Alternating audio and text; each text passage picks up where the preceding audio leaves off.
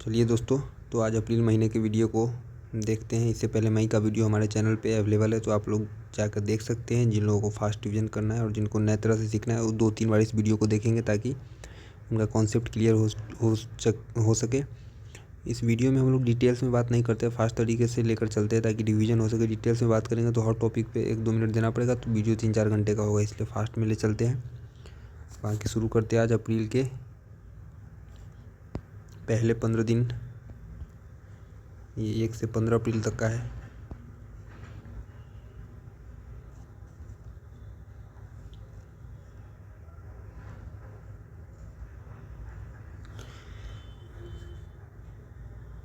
एक मिनट।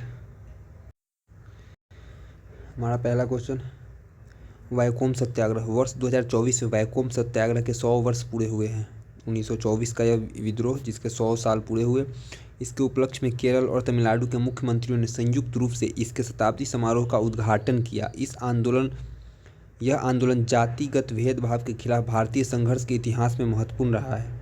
जातिगत के विरुद्ध यह आंदोलन हुआ था, जिसके मुख्य बिंदु वैकोम सत्याग्रह जो है 1920 के दशक की शुरुआत में भारत के केरल में एक महत्वपूर्ण सामाजिक राजनीतिक आंदोलन था। सामाजिक और राजनीतिक आंदोलन था जो कि केरल में हुआ था, केरल के वैकोम में, जिसका उद्देश्य वैकोम महादेव मंदिर था उसके आसपास की सड़कों का उपयोग करने के लिए निचली जाति के हिंदुओं के अधिकारों को सुनिश्चित करना था। 30 मार्च 1924 से 23 नवंबर 1925 तक 604 दिनों तक लगभग 20 महीने तक चलने वाला यह सत्याग्रह वैकोम सत्याग्रह पूरे भारत में मंदिर प्रवेश आंदोलनों की शुरुआत की थी। मंदिर में प्रवेश का मुद्दा सबसे पहले एझावा नेता टीके माधवन ने 1917 में अपने अखबार देशाभिमानी के संपादकीय में उठाया था। वर्ष 1923 में माधवन ने अखिल भारतीय कांग्रेस समिति की काकीनाडा बैठक में इस मुद्दे को एक प्रस्ताव के रूप में पेश किया। 30 मार्च 1924 को सत्याग्रहियों ने वर्जित सार्वजनिक सड़क पर जुलूस निकाला और गोविंद पानिकर नायर, बाहुल्यान एजवा औज कुंजघु ने खादी वस्त्र एवं खादी की टोपी पहनकर निषेधात्मक आदेशों का उल्लंघन किया। गांधी जी ने मार्च 1925 में वैकोम जाकर विभिन्न जाति समूहों के नेताओं के साथ चर्चा की और गांधी जी और W.H. वीट त्रावणकोर के पुलिस आयुक्त थे। इनके बीच परामर्श के बाद 23 नवंबर 1925 को वैकोम सत्याग्रह को आधिकारिक तौर पर वापस ले लिया गया, तो समाप्त हुआ 23 नवंबर 1925 को। 1924 में शुरू हुआ। त्रावणकोर में गांधी जी अहिंसक विरोध का तरीका अपनाने वाला पहला आंदोलन था यह गांधी जी का। त्रावणकोर में आंदोलन ने व्यापक भारतीय स्वतंत्रता आंदोलन के साथ सामाजिक सुधार को एकीकृत करने की क्षमता का भी प्रदर्शन किया। भारत में नवीकरणीय ऊर्जा क्षमता। भारत दुनिया का तीसरा सबसे बड़ा ऊर्जा खपत करने वाला देश है। दुनिया का तीसरा सबसे बड़ा ऊर्जा खपत करने वाला देश है और भारत नवीकरणीय ऊर्जा स्थापित क्षमता में विश्व में चौथे स्थान पर है। पवन ऊर्जा क्षमता में भी भारत चौथे और सौर ऊर्जा क्षमता में 5वें नंबर पर है। इंटरनेशनल नवीकरणीय ऊर्जा एजेंसी नवीकरण क्षमता सांख्यिकी 2023 की रिपोर्ट के अनुसार आंकड़े, भारत की स्थापित गैर जीवाश्म ईंधन क्षमता पिछले 8.5 वर्षों में 396% बढ़ी है। भारत की स्थापित गैर जीवाश्म ईंधन क्षमता पिछले 8.5 वर्षों में 396% बढ़ी है और 190.97 गीगावाट से अधिक है, जो देश की कुल क्षमता का 44% है। फरवरी 2024 तक का यह रिपोर्ट है। स्थापित सौर ऊर्जा क्षमता पिछले 9 वर्षों में 30 गुना बढ़ गई है और 2024 तक यह 75.57 याद कर हो जाएगा। 7-5 फिर इसको पलट के 5-7 कर देना है, तो 7-5-5-7 75.57 गीगावाट है। स्थापित पवन ऊर्जा क्षमता 45.15 गीगावाट है।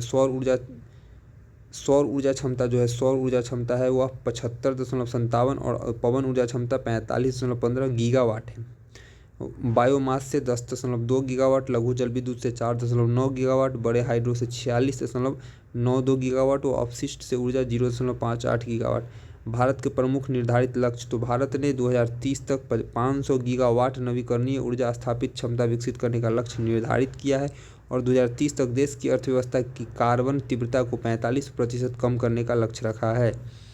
वर्ष 2030 तक शून्य कार्बन उत्सर्जन प्राप्त करने के 5 लक्ष्य है। वर्ष 2030 तक 5 मिलियन टन प्रति वर्ष हरित हाइड्रोजन और 2070 तक नेट जीरो कार्बन का लक्ष्य रखा गया। प्रमुख सरकारी योजनाएं और पहल। राष्ट्रीय हरित हाइड्रोजन मिशन। केंद्रीय मंत्रिमंडल ने 19,744 करोड़ रुपए के कुल प्रारंभिक परिव्यय के साथ राष्ट्रीय हरित हाइड्रोजन मिशन को मंजूरी दी है। पवन सौर हाइब्रिड नीति 2018 में ट्रांसमिशन, बुनियादी ढांचे और भूमि के कुशलतापूर्वक उपयोग के लिए एक व्यापक ग्रिड कनेक्टेड पवन सौर पीवी हाइब्रिड सिस्टम को बढ़ावा देने के लिए राष्ट्रीय नीति की घोषणा की गई थी। आत्मनिर्भर भारत के तहत 24,000 करोड़ रुपए की वित्तीय परिव्यय के साथ सौर पीवी विनिर्माण में PLI योजना शुरू की गई। सुविधा पोर्टल। आम चुनाव 2024 की घोषणा के बाद सुविधा पोर्टल पर 73,000 से अधिक आवेदन प्राप्त हुए, जिसमें 44,626 अनुरोध 60% जो है लगभग में वह एक्सेप्ट किए गए, स्वीकृत किए गए। सुविधा पोर्टल के माध्यम से राजनीतिक दल और उम्मीदवार किसी भी समय कहीं से भी अनुमति अनुरोध ऑनलाइन जमा कर सकता है। एक मजबूत IT प्लेटफॉर्म द्वारा समर्पित विभिन्न राज्य विभागों में नोडल अधिकारियों द्वारा प्रतिबंधित सुविधा पोर्टल अनुमति अनुरोधों के कुशल प्रसंस्करण की सुविधा प्रदान करता है। सुविधा पोर्टल एक सहयोगी ऐप है जो आवेदकों को वास्तविक समय में उनके अनुरोधों की स्थिति को ट्रैक करने में सक्षम बनाता है। ऐप जो है iOS और एंड्रॉयड प्लेटफॉर्म पर यह एप्लीकेशन उपलब्ध रहेगा। सुविधा प्लेटफॉर्म जो है iOS और एंड्रॉयड पर उपलब्ध है। सुविधा प्लेटफॉर्म चुनावी प्रक्रिया की दक्षता बढ़ाने, साथ में आवेदनों की वास्तविक समय पर नज़र रखने और स्थिति अपडेट, टाइम स्टैम्प्ड सबमिशन और SMS के माध्यम से संचार प्रदान करके पारदर्शिता को यह सुनिश्चित करेगा, ट्रांसपेरेंसी जो है वह सिक्योर करेगा।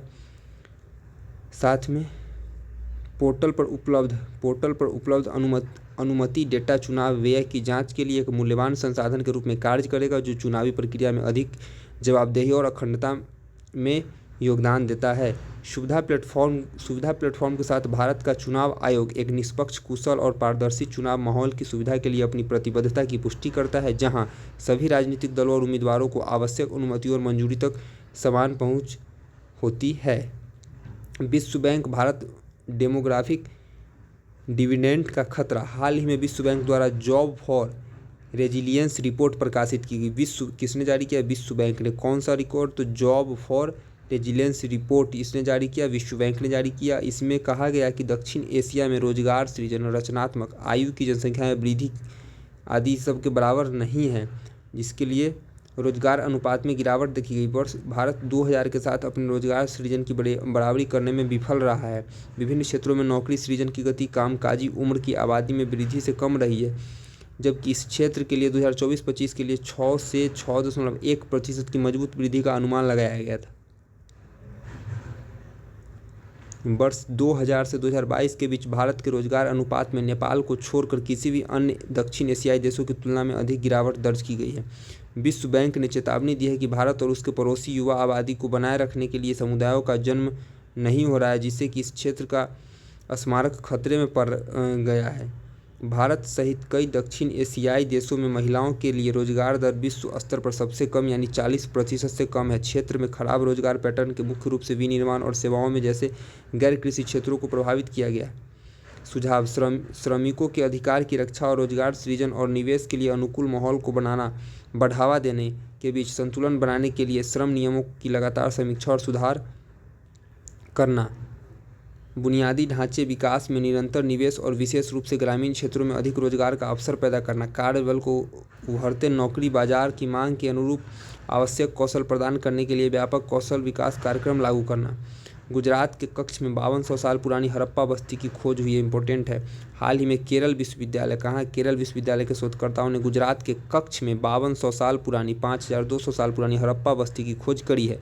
यह स्थल जूना खटिया के पास है, लगभग 1.5 किलोमीटर दूर बेट में पड़ता है। यह स्थल जो है जूना खटिया के पास, वहीं से लगभग 1.5 किलोमीटर दूर बेट में स्थित है। इसकी मुख्य विशेषता, तो इस स्थल पर पुरातात्विक भंडार लगभग 200 मीटर इंटू 200 मीटर क्षेत्र में लगभग की 40,000 वर्ग मीटर में यह फैला हुआ है और अलग अलग इलाकों में विभिन्न समूहों में पाया गया है। 2018 में पुरातत्वविदों ने गुजरात के कच्छ जिले के खटिया गांव के बाहरी इलाकों में 500 कब्रों वाला एक सामूहिक दफन स्थल का पता लगाया था। पुरातत्वविदों को कारेलियन और एगेट से बने अर्ध कीमती पत्थर की मोतियों, टेराकोटा, स्पिंडल वोलरल तांबा, लिथिक उपकरण और पीसने वाले पत्थरों और पत्थर के हथौड़े आदि अवशेष प्राप्त हुए थे।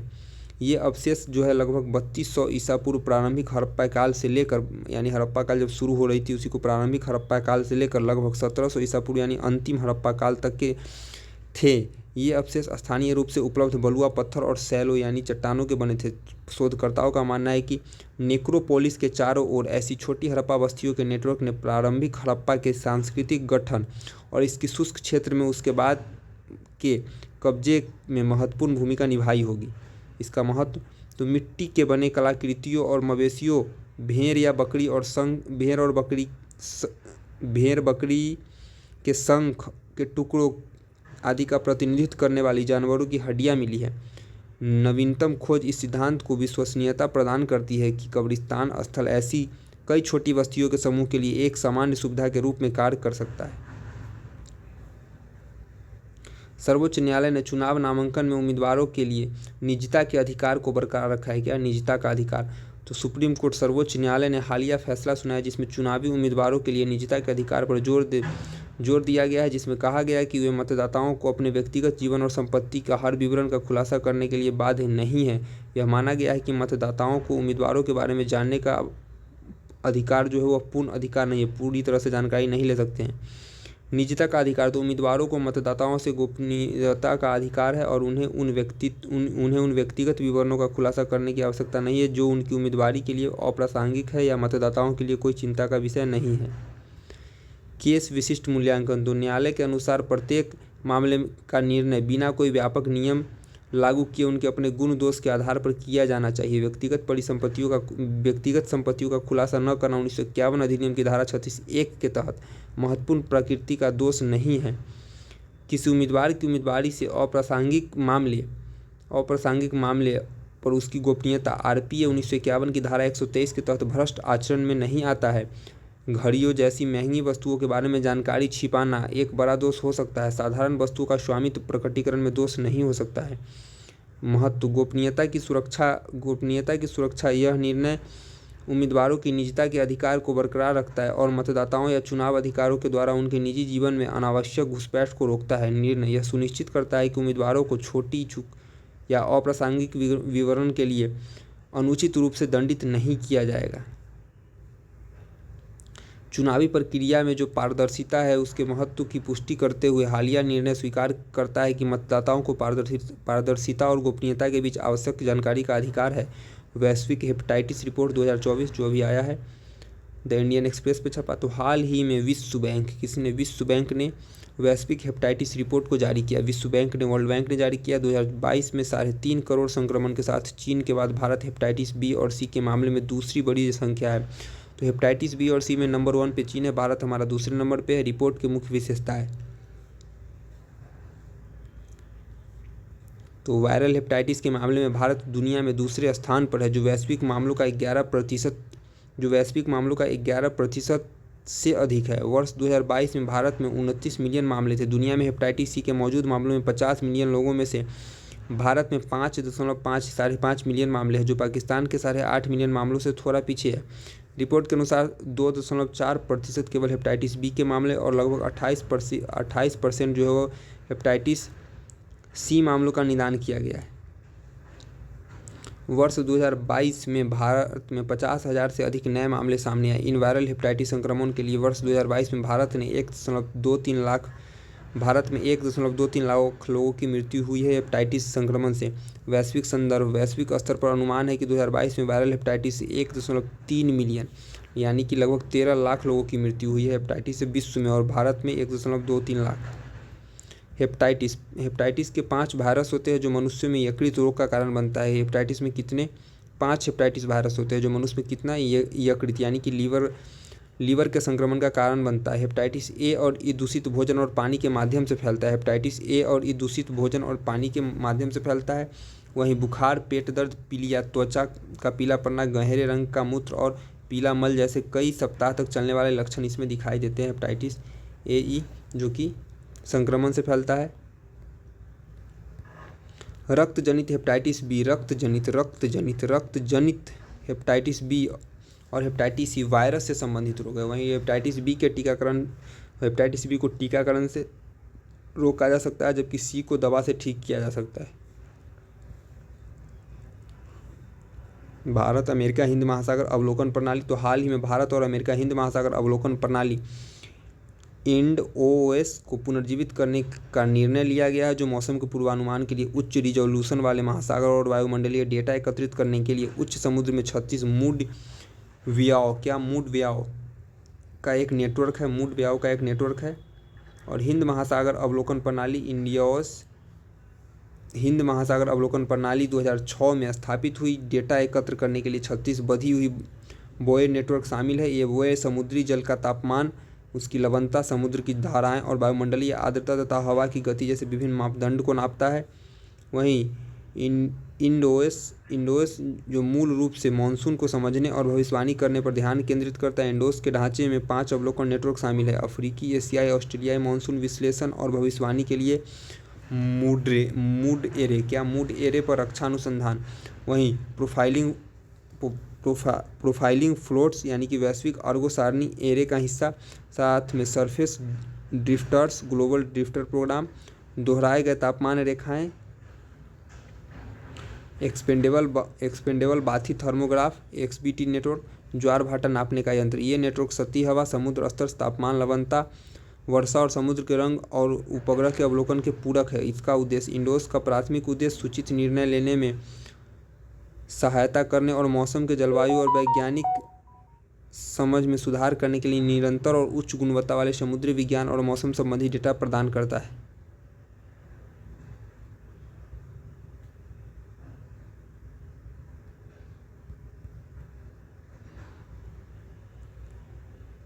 हिंद महासागर के देशों और उसके आगे के देशों के बीच साझेदारी को बढ़ावा देना। इसका महत्व तो चक्रवात और तूफान की चेतावनी, मानसून की भविष्यवाणी और जलवायु पूर्वानुमान के लिए प्रारंभिक स्थिति या सुनामी की चेतावनी आदि से संबंधित मामले में इंडोस महत्वपूर्ण भूमिका निभाता है। इंडोस दीर्घकालिक निरंतर समुद्री रिकॉर्ड बनाए रखने में मदद करता है, समुद्र के स्वास्थ्य के विषय में जानकारी प्रदान करता है, जो प्राकृतिक परिवर्तनशीलता और मानव मजबूत जलवायु परिवर्तन के आकलन करने का आधार रेखा स्थापित करने के लिए महत्वपूर्ण है। मतदाता सत्यापित पेपर ऑडिट ट्रेल यानी कि VVPAT, तो हाल ही में सर्वोच्च न्यायालय ने आगामी आम चुनाव में voter verified paper audit trail VVPAT पर्चियों के व्यापक सत्यापन की वकालत करने के लिए याचिकाओं को संबोधित करने का फैसला लिया है। VVPAT machine electronic voting machine EVM जो होता है कि मतपत्र इकाई से जुड़ा है और मतदाता की पसंद के साथ कागज़ की एक पर्ची प्रिंट करके मतदाता द्वारा डाले गए वोट का दृश्य सत्यापन प्रदान करती है। पर्ची 7 सेकंड के लिए एक पारदर्शी विंडो के माध्यम से खुला रहता है। इसके बाद यह मुद्रित पर्ची अपने आप कटकर VVPAT के सीलबंद ड्राफ्ट बॉक्स में गिर जाता है। VVPAT मशीनों के ड्रॉप बॉक्स में रखी पर्चियों का उपयोग करके EVM के परिणामों को सत्यापित किया जा सकता है। भारत में इसे पहली बार 2014 में लोकसभा चुनाव में पेश किया गया था। VVPAT से संबंधित याचिकाएं चुनावी पारदर्शिता को बढ़ाने और लोकतांत्रिक प्रक्रियाओं की पवित्रता को बनाए रखने के लिए विपक्षी दल द्वारा 50% से 100% तक VVPAT सत्यापन को बढ़ाने की वकालत करते हैं। हालांकि चुनाव आयोग तार्किक चुनौतियों और परिणाम घोषणा से संभावित देरी का हवाला देते हुए परिचालन बाधाओं के साथ पारदर्शिता और संतुलन करने की आवश्यकता पर जोर देता है। EVM और VVPAT से जुड़ी समस्याएं, तो 2019 के आम चुनाव और कई अन्य विधानसभा चुनाव में VVPAT की नमूना गिनती से पता चला कि VVPAT की पुनर्गणना और EVM की गिनती के बीच बहुत कम बेमेल है। सुझाव: मशीन ऑडिट। EVM की मतपत्र इकाई में दर्ज वोटों और VVPAT में मुद्रित पर्चियों के अलावा निष्पादित किए जाने वाले सभी आदेशों को एक मशीन ऑडिट ट्रेल सिस्टम में बनाए रखता है। मौजूदा मशीनों को अपग्रेड किया जाना प्रांत के आकार के आधार पर सांख्यिकीय रूप में अधिक महत्वपूर्ण बनाए रखने के लिए पुनर्गणना नमूनों में वृद्धि करने की आवश्यकता है, विशेषकर जहां जीत का अंतर जो है वह बहुत कम है वहां पे। Global forest watch report. Global forest watch monitoring project के तहत नवीनतम आंकड़ों के अनुसार वर्ष 2000 के बाद भारत में 2.33 मिलियन हेक्टेयर वृक्ष क्षेत्र कम हुआ है। वर्ष 2000 के आंकड़ों के बाद भारत में 2.33 मिलियन हेक्टेयर वृक्ष क्षेत्र जो है वह कम हुआ है। इस अवधि के दौरान 6% की कमी के यह बराबर है। रिपोर्ट का मुख्य बिंदु, उष्णकटिबंधीय क्षेत्रों में 2022 की तुलना में पिछले वर्ष 9% गिरावट आई है। विगत वर्ष में दुनिया में लगभग 37,000 वर्ग किलोमीटर यानी कि 14,000 वर्ग मील तक उष्णकटिबंधीय प्राथमिक वनों को खो दिया है, जो लगभग स्विट्जरलैंड जितना बड़ा क्षेत्र है। ब्राज़ील, कांगो लोकतांत्रिक गणराज्य और बोलीविया सबसे अधिक प्राथमिक वन हानि वाले उष्णकटिबंधीय देशों की रैंकिंग में शीर्ष पर है। 2023 में वैश्विक स्तर पर वनों की कटाई में 3.2% की वृद्धि हुई है। तो सबसे ज़्यादा वन खोने वाले में शीर्ष पर ब्राज़ील, कांगो लोकतांत्रिक गणराज्य और बोलीविया है। यहाँ वनों की कटाई और पूरे विश्व में वन जो है वह कटाई का प्रतिशत अगर पूछे तो 3.2%, याद रखें। भारतीय संदर्भ 2000 से 2023 तक देश में 4,14,000 हेक्टेयर वन प्राथमिक वन 4.1% को नष्ट किया गया है, जो इस अवधि में कुल वृक्ष आवरण हानि का 18% है। 2001 से 2022 के बीच भारत में जंगलों ने एक वर्ष में 51 मिलियन टन कार्बन डाइऑक्साइड के बराबर उत्सर्जन किया है, जो कि 141 मिलियन टन कार्बन डाइऑक्साइड को हटा दिया। यह प्रतिवर्ष 89.9 मिलियन टन कार्बन डाइऑक्साइड के बराबर शुद्ध कार्बन सिंक का प्रतिनिधित्व करता है। 2013 से 23 के दौरान भारत में वृक्ष आवरण का 95% नुकसान प्राकृतिक वनों के भीतर हुआ है। 2001 से लेकर 2023 के बीच कुल वृक्ष आवरण हानि का 60% नुकसान 5 राज्यों में हुआ है। वे राज्य असम, मिजोरम, अरुणाचल प्रदेश, नागालैंड और मणिपुर है। असम, मिजोरम, अरुणाचल प्रदेश, नागालैंड और मणिपुर। ग्लोबल फॉरेस्ट वॉच यह उपग्रह डेटा और अन्य स्रोतों का उपयोग करके वास्तविक समय में वैश्विक वनों की निगरानी करने के लिए एक ओपन सोर्स वेब एप्लीकेशन है। क्या ग्लोबल फॉरेस्ट वॉच क्या है? ओपन सोर्स वेब एप्लीकेशन है। यह वाशिंगटन स्थित गैर लाभकारी अनुसंधान संगठन वर्ल्ड रिसोर्सेज इंस्टीट्यूट की एक परियोजना है। यह किसी भी कस्टम मानचित्र बनाने का, वन रुझानों का विश्लेषण करने का और अलर्ट की सदस्यता लेने के लिए अपने स्थानीय क्षेत्रों या पूरी दुनिया के लिए डेटा डाउनलोड करने में सक्षम बनाता है। पहली बार घर से मतदान की सुविधा।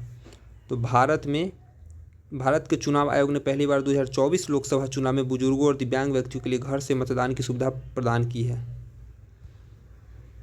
85 वर्ष से अधिक आयु के मतदाता 40% बेंचमार्क विकलांगता वाले दिव्यांग व्यक्ति PWD वैकल्पिक घर से मतदान की सुविधा का लाभ उठा सकते हैं। देश भर में 85% आयु वर्ग के 81 लाख से अधिक मतदाता है और 90 लाख से अधिक दिव्यांग मतदाता पंजीकृत हैं। तो घर पर मतदान का प्रावधान एक प्रगतिशील उपाय है, जिसका उद्देश्य उन मतदाताओं को सशक्त बनाना है जिन्हें मतदान केंद्र पर चुनावी प्रक्रिया में भाग लेने में बाधाओं का सामना करना पड़ता है। प्रक्रिया तो चुनाव अधिसूचना के 5 दिनों के भीतर पात्र मतदाताओं को फॉर्म 12D भरकर रिटर्निंग अधिकारी जो होता है RO को जमा करना होता है। दिव्यांग मतदाता अपने आवेदन के साथ एक आधारभूत विकलांगता प्रमाण पत्र जमा करता है। बूथ लेवल ऑफिसर, जिसको BLO बोलते हैं, आवश्यक दस्तावेज पूरे होने के बाद मतदाता के निवास स्थान से फॉर्म 12D प्राप्त करने के लिए जिम्मेदार होता है। और मतदान अधिकारियों को एक समर्पित टीम सुरक्षा अधिकारियों के साथ मतदाता के घर जाकर उनके वोट एकत्र करती है। प्रक्रिया को और तेज करने और पहुंच में सुधार करने के लिए मतदाता SMS के माध्यम से उन दिनों के बारे में सूचना प्राप्त कर सकते हैं जब उनके घर पर मतदान सुविधा सक्रिय होगी। पारदर्शिता के लिए पूरी प्रक्रिया की वीडियोग्राफी की जाती है। इसके कुछ महत्व। यह पहल चुनावी प्रक्रिया को बेहतर बनाने के लिए प्रौद्योगिकी का लाभ उठाने के लिए ECI election commission of India के समर्पण को रेखांकित करती है। डिजिटल नोटिफिकेशन को लेकर वीडियोग्राफर की तैनाती तक अभिनव समाधानों का समावेश पात्र व्यक्तियों के लिए एक सहज और पारदर्शी मतदान अनुभव की सुविधा प्रदान करता है। तो इम्पोर्टेंट है दोनों। TSAT-1A हाल ही में Tata advanced system limited TSAL ने SpaceX के फाल्कन 9 रॉकेट द्वारा अपने सब metre resolution optical satellite TSAT-1A को अंतरिक्ष में सफलतापूर्वक स्थापित करने की घोषणा की है। इस उपग्रह को अमेरिका के फ्लोरिडा स्थित कैनेडी स्पेस सेंटर, अमेरिका के फ्लोरिडा स्थित, कहाँ फ्लोरिडा में कौन space centre? Kennedy space centre से बैंड वैगन 1 मिशन के हिस्से के रूप में स्पेस एक्स के फाल्कन 9 रॉकेट के जरिए प्रक्षेपित किया जाएगा।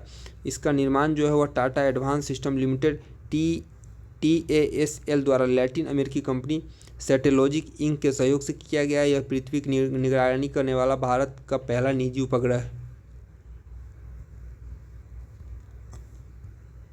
TSAT-1 सब मीटर रिजोल्यूशन के साथ उच्च रिजोल्यूशन ऑप्टिकल उपग्रह चित्र प्रदान करने में सक्षम है। यह मल्टी स्पेक्ट्रल और हाइपर स्पेक्ट्रल इमेजिंग क्षमताओं से लैस है। इसका वजन 50 किलोग्राम से कम है और इसे पृथ्वी की निचली कक्षा में स्थापित किया गया है।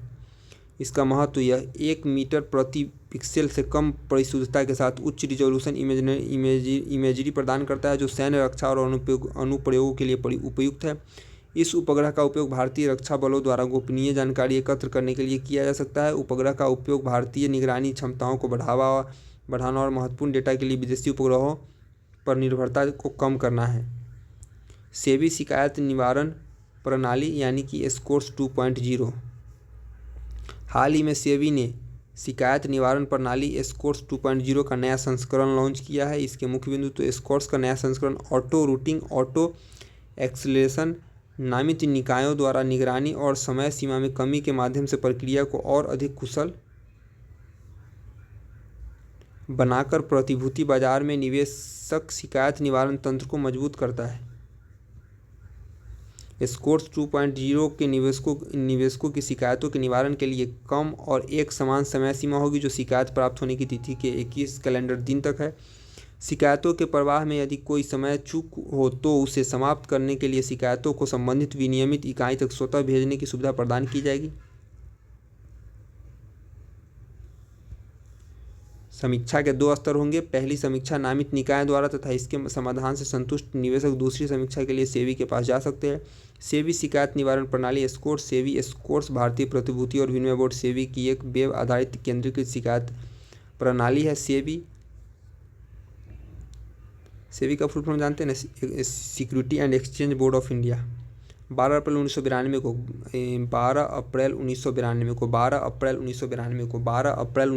को स्थापित सेबी एक वैधानिक निकाय है। कैसा वैधानिक निकाय है? सेबी एक वैधानिक निकाय है जो भारतीय प्रतिभूति और विनिमय बोर्ड अधिनियम 1992 द्वारा शासित होती है। सेबी का अर्थ क्या है? तो यह एक अर्धविधायी और अर्धन्यायिक निकाय के रूप में कार्य करती है।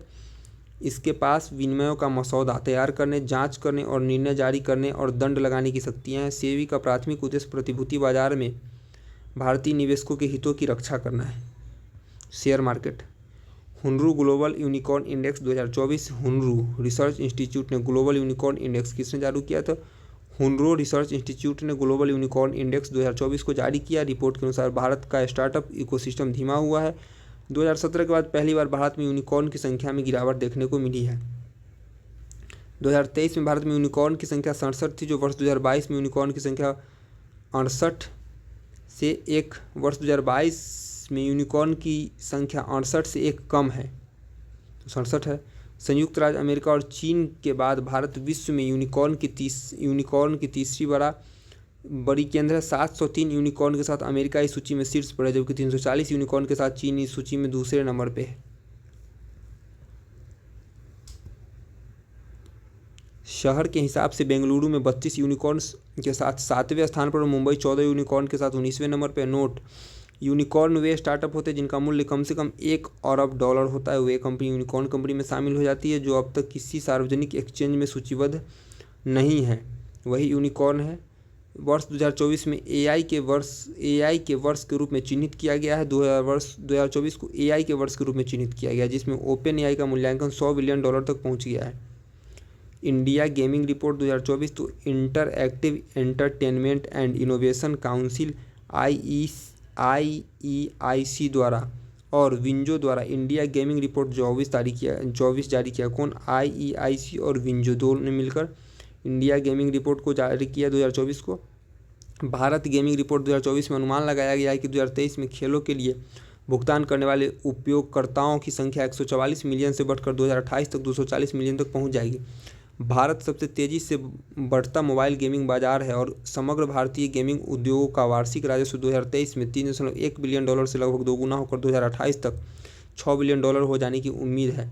भारत का ऑनलाइन गेमिंग उद्योग जो है वह अगले 10 वर्षों में 2.5 लाख अतिरिक्त नौकरियां जोड़ेगा, जो वर्तमान में प्रत्यक्ष और अप्रत्यक्ष रूप से 1 लाख गेमिंग पेशेवरों को रोजगार देता है। भारत में गेमिंग करने वाली आबादी का लगभग 40% हिस्सा महिलाओं का है। भारत में गेमिंग कंपनियों की संख्या वर्ष 2015 में 25 से बढ़कर 2023 में 1400 से अधिक हो गई है। गेमिंग कंपनी 2015 में 25 थी, जो 2023 में 1400 से अधिक हो गई। चुनौतियाँ तो इंटरनेट प्रदूषण से संबंधी मुद्दे क्योंकि वैश्विक स्तर पर internet use green house gas उत्सर्जन में लगभग 3.7% का योगदान है। वित्तीय साक्षरता, अंतराल नियामक जटिलताएं और डेटा सुरक्षा चुनौतियों इन क्षेत्र के सतत विकास और वृद्धि में बाधाएं उत्पन्न करती हैं। विश्व का प्रथम साइबर अपराध सूचकांक तो हाल ही में ऑक्सफोर्ड विश्वविद्यालय और यूएनएसडब्ल्यू कैनबरा के शोधकर्ताओं द्वारा साइबर अपराध के खतरे के स्तर के आधार पर देशों की पहली वैश्विक रैंकिंग प्रकाशित की गई है। साइबर खतरा के आधार पर रैंकिंग प्रकाशित हुई है और इस खतरे रैंकिंग में भारत की रैंकिंग जो है वह 10वें नंबर की है। इसके प्रभाव के लिए 7.90 साइबर अपराधियों की व्यावसायिकता के लिए 6.60 और तकनीकी कौशल के लिए 6.65 अंक मिले। कुल मिलाकर भारत को 7.05 का अंक मिला है और प्रथम स्थान पर 7.05 है, 7.5 नहीं 7.05। प्रथम स्थान पर रूस, द्वितीय स्थान पर यूक्रेन और तृतीय स्थान पर चीन है, चौथा पर यूएसए है। वैश्विक साइबर अपराध की लागत 2024 में $9.22 ट्रिलियन होने का अनुमान है, जिसे 2028 तक $13.82 ट्रिलियन तक पहुंचने का अनुमान लगाया गया है। साइबर अपराध की 5 प्रमुख श्रेणी तो तकनीकी उत्पाद, सेवाएं, मैलवेयर, बॉटनेट और हैकिंग टूल, हमले और जबरन वसूली जिसमें सेवा से इनकार और रैनसमवेयर, डेटा पहचान की चोरी जिसमें हैकिंग, फिशिंग, खाते से छेड़छाड़ इत्यादि, घोटाले में अग्रिम शुल्क के साथ धोखाधड़ी और ईमेल ये सब समझौता, साथ में नगद निकासी और धन शोधन, क्रेडिट कार्ड से धोखाधड़ी। कुछ देश विशिष्ट साइबर अपराध श्रेणियों से जुड़े हैं, जैसे अमेरिका डेटा पहचान की चोरी के साथ तथा चीन तकनीकी उत्पादों या सेवाओं से संबंधित अपराधों के साथ। सबसे अधिक साइबर आपराधिक खतरे के मामले में रूस जो है वह शीर्ष पर है। साइबर सबसे अधिक रूस शीर्ष पर है। भारत को घोटालों, विशेष रूप से अग्रिम शुल्क भुगतान करने वाले लोगों से जुड़ी धोखाधड़ी में माहिर पाया गया है। जामतारा झारखंड का नाम तो सुने हुए। कलाम 250 हाल ही में अंतरिक्ष प्रौद्योगिकी के क्षेत्र में अग्रणी कंपनी स्काई रूट एरोस्पेस ने आंध्र प्रदेश के श्रीहरिकोटा स्थित सतीश धवन अंतरिक्ष केंद्र में इसरो के प्रणोदन परीक्षण केंद्र पर कलाम 250 नामक विक्रम वन अंतरिक्ष प्रक्षेपण यान के दूसरे चरण को सफलतापूर्वक प्रक्षेपित किया, इसका परीक्षण लिया। इसके मुख्य बिंदु तो यह एक उच्च शक्ति वाला कार्बन मिश्रित रॉकेट मोटर है जो ठोस ईंधन का उपयोग करता है। चरण 2 प्रक्षेपण वाहन को वायुमंडलीय चरण के बाह्य अंतरिक्ष के गहन निर्वात में स्थानांतरित करने में महत्वपूर्ण भूमिका निभाता है। चरण में कार्बन एब्लेटिव फ्लेक्स नोजल और फ्रस्ट वेक्टर नियंत्रण के लिए उच्च परिशुद्धता वाले इलेक्ट्रोमैकेनिकल एक्सट्यूटर्स की सुविधा है, जो सटीक प्रक्षेपण तथा समायोजन को सुनिश्चित करता है।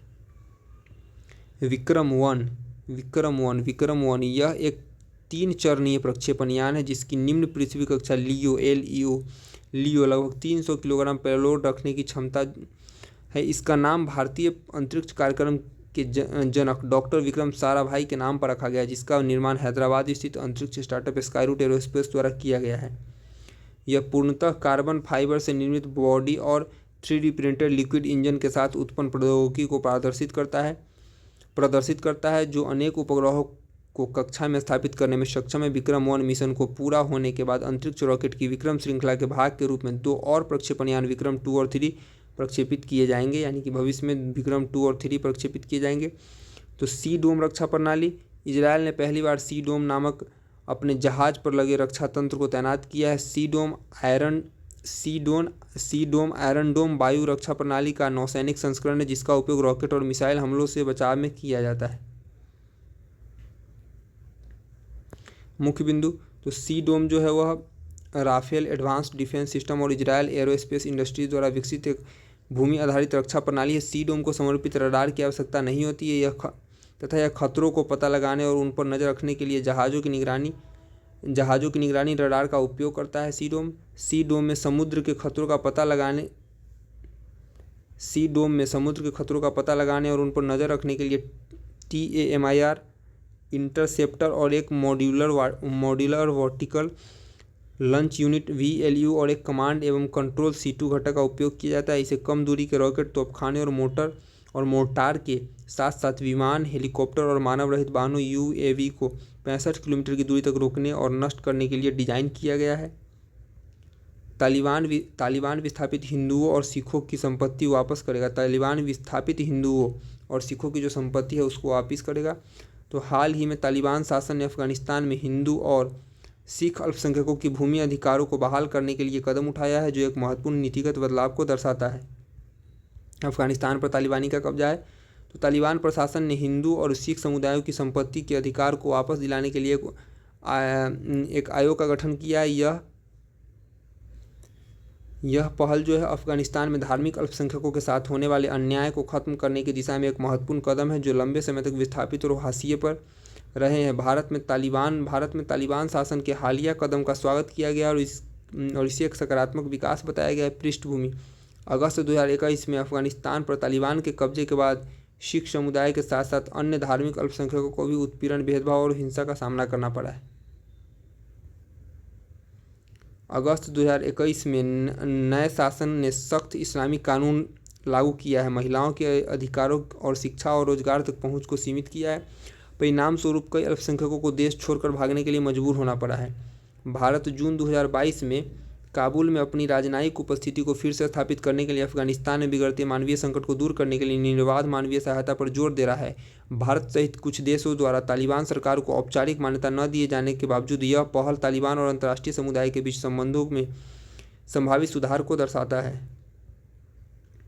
अफगानिस्तान में शांति प्रक्रिया की बहाली और भारत की सुरक्षा और सामरिक दृष्टिकोण से महत्वपूर्ण है। कच्चा थीवू द्वीप: तो कच्चा थीवू द्वीप के बारे में बहुत सारे लोग जानते होंगे। हाल ही में भारतीय प्रधानमंत्री मोदी ने दावा किया कि तत्कालीन प्रधानमंत्री इंदिरा गांधी ने ठोस कारणों के अभाव में भी कच्चा थीवू द्वीप श्रीलंका को सौंप दिया था। इस घटना के बाद से ही कच्चा थीवू द्वीप पर चर्चा का मुख्य विषय बन गया। तो कच्चा थीवू द्वीप श्रीलंका के पास है। कच्चा द्वीप भारत और श्रीलंका के बीच है, जो एक जल संधि में 285 एकड़ में विस्तृत एक निर्जन स्थान है। यह भारतीय तट से 33 किलोमीटर दूर और रामेश्वरम के उत्तर पूर्व में स्थित है। यह श्रीलंका के उत्तरी सिरे पर जाफना से लगभग 62 किलोमीटर दक्षिण पश्चिम में है। श्रीलंका के बसे हुए डेल्फ्ट द्वीप से 24 किलोमीटर की दूरी पर है। तो डेल्फ्ट द्वीप पर किसका अधिकार है? डेल्फ्ट द्वीप पर पूर्ण रूप से श्रीलंका का अधिकार है। वहाँ से 24 किलोमीटर पर दूर है कच्चा थीवू द्वीप। यह द्वीप निर्जन है, यहाँ पीने की पानी का कोई स्रोत नहीं है। द्वीप का एकमात्र संरचना सेंट एंथोनी चर्च है, जिसे 20वीं सदी की शुरुआत में ही बनाया गया था। ऐतिहासिक पृष्ठभूमि: तो कच्चा थीवू द्वीप का निर्माण 14वीं शताब्दी में ज्वालामुखी विस्फोट के दौरान हुआ था। 14वीं शताब्दी में ज्वालामुखी विस्फोट के दौरान, ध्यान रखिएगा। ऐतिहासिक रूप से इस पर स्वामित्व रामानुथपुरम रामेश्वरम के रामनाद साम्राज्य के पास था। ब्रिटिश शासन के दौरान यह मद्रास प्रेसिडेंसी का हिस्सा बनाया गया। यह द्वीप 1795 से लेकर 1803 ईस्वी तक मद्रास प्रेसिडेंसी के रामानाथपुरम के जमींदार रामानंद राजा के नियंत्रण में था। ब्रिटिश शासन के दौरान भारत और श्रीलंका के बीच समुद्री सीमा का सीमांकन नहीं किया गया था और औपनिवेशिक समझौतों में कच्चा थीवू द्वीप को स्पष्ट रूप से संबोधित नहीं किया गया था। भारत और श्रीलंका समझौता 1974। तो 1974 में भारत की तत्कालीन प्रधानमंत्री इंदिरा गांधी ने पाक जलमरू मध्य में समुद्री सीमाओं को हल करने के लिए उद्देश्य से भारत और श्रीलंका के मध्य समुद्री समझौते के तहत कच्चा थीवू द्वीप को श्रीलंकाई क्षेत्र के रूप में स्वीकार किया और समझौते के तहत भारतीय मछुआरों को कच्चा थीवू के आसपास मछली पकड़ने के लिए बिना वीजा के द्वीप पर वार्षिक सेंट एंथोनी उत्सव में भाग लेने की अनुमति दी। वर्ष 1976 में सेतु समुद्रम क्षेत्र में दोनों देशों के बीच समुद्री रेखा को विभाजित कर दिया गया और भारतीय मछुआरों को द्वीप पर जाना समाप्त हुआ। 1974 के समझौते के बाद कच्चा थीवू द्वीप श्रीलंका की संप्रभुता के अधीन बना हुआ है। कब से? 1974 से यह श्रीलंका के अधीन में चला गया कच्चा थीवू द्वीप। साथ में विवाद: तो दोनों पक्षों के द्वारा 1974 के समझौते को अलग अलग व्याख्या के कारण यह मत्स्य का अधिकार के मुद्दे को हल करने में यह विफल रहा है। समझौते के तहत भारतीय मछुआरों को केवल आराम करने, जाल सुखाने और वार्षिक एंथोनी उत्सव के लिए द्वीप का उपयोग करने की अनुमति थी। उन्हें मछली पकड़ने के लिए द्वीप का उपयोग करने की अनुमति नहीं है। हालांकि भारतीय मछुआरों ने क्षेत्र में बेहतर पकड़ की और तलाश में श्रीलंकाई जल सीमा तक अतिक्रमण जारी रखा। श्रीलंका में गृह युद्ध ने कच्चा थीवू को प्रभावित किया और भारतीय मछुआरों को श्रीलंकाई नौसेना द्वारा गिरफ्तारियों और दुर्व्यवहार के आरोपों का सामना करना पड़ा। कच्चा थीवू द्वीप का महत्व: तो कच्चा थीव जो द्वीप है इसके महत्व, इसके भू रणनीतिक महत्व, फिर आर्थिक महत्व पढ़ेंगे। तो भू रणनीतिक महत्व में हिंद महासागर क्षेत्र में क्या है, हिंद महासागर क्षेत्र में बढ़ रहा है किसका, चीन का प्रभाव। इसके आलोक में यह द्वीप रणनीतिक दृष्टिकोण से महत्वपूर्ण है, या युद्ध के दृष्टिकोण से, रणनीतिक दृष्टिकोण से महत्वपूर्ण है। द्वीप पर भारत की संप्रभुता हिंद महासागर क्षेत्र में चीनी स्ट्रिंग ऑफ पर्ल्स का मुकाबला कर सकती है। आर्थिक महत्व, तो आर्थिक महत्व कच्चा थीवू द्वीप के आसपास के क्षेत्र में मछली पकड़ने के दृष्टिकोण समृद्ध है, जो इन दोनों देशों के मछुआरों के लिए अत्यधिक मूल्यवान बनता है। सर्वोच्च न्यायालय ने अनुच्छेद 14 और 21 का दायरा बढ़ाया। एक महत्वपूर्ण फैसले में सर्वोच्च न्यायालय ने जलवायु परिवर्तन के प्रतिकूल प्रभाव के खिलाफ अधिकार को शामिल करने के लिए अनुच्छेद 14 और 21 के दायरे का विस्तार किया है। क्या है अनुच्छेद 14 और 21 के दायरे का विस्तार, तो पृष्ठभूमि। तो इसका जो पीठ है, ग्रेट इंडियन बस्टर्ड GIB को बिजली संचरण लाइनों के कारण अपना निवास स्थान खोने से बचाने की याचिका पर सुनवाई कर रही थी। वर्ष 2021 में सेवानिवृत्त सरकारी अधिकारी और संरक्षणवादी MK रंजीत सिंह द्वारा एक रीट याचिका दायर की गई थी, जिसमें GIB और लेजर फ्लोरिकन के लिए सुरक्षा की मांग की गई थी, जिसे विलुप्त होने के कगार पर है। और 19 अप्रैल 2021 को सुप्रीम कोर्ट की एक पीठ ने लगभग 99,000 वर्ग किलोमीटर के क्षेत्र में ओवरहेड ट्रांसमिशन लाइनों की स्थापना पर प्रतिबंध लगाने के आदेश दिया, और यह ओवरहेड कम और उच्च वोल्टेज लाइनों की भूमिगत बिजली लाइनों में बदलने पर विचार किया गया था। मार्च 2024 में शीर्ष अदालत ने तकनीकी और भूमि अधिग्रहण चुनौतियों और निषेधात्मक लागतों सहित आदेश को लागू करने में व्यवहारिक कठिनाइयों की ओर इशारा किया। फैसले के मुख्य बिंदु, जलवायु परिवर्तन के प्रतिकूल प्रभावों के खिलाफ अधिकार को शामिल करने के लिए मौलिक अधिकार का दायरा जो है वह बढ़ाया गया है। अनुच्छेद 21 अनुच्छेद 21 क्या है, जीवन और व्यक्तिगत स्वतंत्रता का अधिकार मान्यता देता है, जबकि अनुच्छेद 14 उन सभी व्यक्तियों को कानून के समक्ष समानता नहीं, कानून के समक्ष समता शब्द का प्रयोग हुआ है, समानता शब्द का नहीं, समता शब्द का प्रयोग हुआ है, और कानून का समान संरक्षण का अधिकार है। अनुच्छेद 14 में कानून के समक्ष समता और कानून के समान संरक्षण, तो कानून के समक्ष समता अमेरिका से शायद लिया गया और कानून के समान संरक्षण ब्रिटेन से लिया गया है। ये दोनों अमेरिका और ब्रिटेन से लिया गया, कन्फ्यूजन की कौन कहाँ से लिया गया देखना पड़ेगा। यह अनुच्छेद स्वच्छ पर्यावरण के अधिकार और जलवायु परिवर्तन के प्रतिकूल प्रभावों के खिलाफ अधिकार के महत्वपूर्ण स्रोत है। स्वच्छ पर्यावरण के बिना जो जलवायु परिवर्तन की अनिश्चितताओं से स्थिर और प्रभावित है, वो जीवन का अधिकार पूरी तरह से साकार नहीं होता है। स्वास्थ्य का अधिकार अनुच्छेद 21 वायु प्रदूषण, वेक्टर जनित बीमारियों में बदलाव और बढ़ते तापमान, सूखा आदि जैसे कारकों को प्रभावित करने के कारण होता है। वंचित समुदाय की जलवायु परिवर्तन के अनुकूल ढलने या इनके प्रभाव से निपटने में असमर्थता, जीवन के अधिकार यानी अनुच्छेद 21 के साथ साथ समानता, क्षमता का अधिकार जो अनुच्छेद 14 है, इसका भी उल्लंघन है। मौजूदा संवैधानिक प्रावधान अनुच्छेद 48A राज्य पर्यावरण की रक्षा और सुधार करने के लिए देश के जंगलों और वन्य जीवों की रक्षा का प्रयास करेगा। राज्य कौन करेगा, राज्य। अनुच्छेद 51A का खंड जी, जंगलों, झीलों और नदियों और वन्य जीव सहित प्राकृतिक पर्यावरण की रक्षा और सुधार करना, जीवित प्राणियों के प्रति दया रखने का भाव प्रत्येक नागरिक का कर्तव्य होगा। हालांकि ये जीवन जो है यह संविधान का न्याय संगत प्रावधान नहीं है। इसके महत्व तो निर्णय विभिन्न समुदायों पर जलवायु परिवर्तन के बहुमुखी प्रभावों को पहचान कर पर्यावरण और जलवायु न्याय को मजबूत करेगा। नागरिकों के जलवायु परिवर्तन के प्रतिकूल प्रभाव से मुक्त होने का अधिकार है कि सर्वोच्च न्यायालय की मान्यता संवैधानिक सुरक्षा का विस्तार करती है और पर्यावरणीय न्याय को मजबूत करती है। चुनावों में AI का उपयोग, तो हाल ही में प्रधानमंत्री की विभिन्न भाषाई समूहों तक पहुंच बढ़ाने के प्रयास में उनकी राजनीतिक दल ने लोकसभा चुनाव से पूर्व उनके भाषणों को 8 अलग अलग भाषाओं में अनुवाद करने के लिए आर्टिफिशियल इंटेलिजेंस का उपयोग किया, और इसे भारत का पहला AI चुनाव माना जा रहा है। कृत्रिम बुद्धिमत्ता के व्यापक अनुप्रयोग से चुनाव के लगभग हर पहलू में बदलाव आने की संभावना है। चुनावों में आधुनिक प्रौद्योगिकी का विकास, पिछले 3 दशकों में व्यवहारिक रूप से हर चुनाव में उभरती प्रौद्योगिकी के साथ एकीकरण और पूंजीकरण की प्रक्रिया के कारण भारत की चुनावी रणनीति बदल गई है। 1990 के दशक में फ़ोन कॉल का व्यापक उपयोग हुआ। 2014 के आम चुनावों में सोशल मीडिया प्लेटफॉर्म का व्यापक रूप से उपयोग किया गया था। सोशल मीडिया प्लेटफॉर्म का 14 के चुनाव में प्रयोग हुआ था। राजनीतिक संदेश भेजने के लिए एक महत्वपूर्ण उपकरण के रूप में व्हाट्सएप का उदय 2019 के आम चुनाव में हुआ। इसे पहला व्हाट्सएप चुनाव भी कहा जाता है। 2019 के चुनाव को चुनावों में AI के प्रयोग से लाभ, तो इससे चुनाव प्रबंधन यानी एआई उपकरणों का उपयोग कर चुनावी प्रक्रिया को प्रभावी ढंग से प्रबंधित और मजबूत किया जा सकता है। धोखाधड़ी गतिविधियों के खिलाफ अपनी लचीलापन बढ़ा सकते हैं। सूक्ष्म लक्ष्यीकरण रणनीति, यह राजनीतिक अभियान प्रदर्शन पर वास्तविक समय विश्लेषण कर सकता है। यह सुनिश्चित कर सकता है कि राजनीतिक अभियान डेटा संचालित हो और प्रभावी सूक्ष्म लक्ष्यीकरण रणनीति स्थापित करने में मदद करे।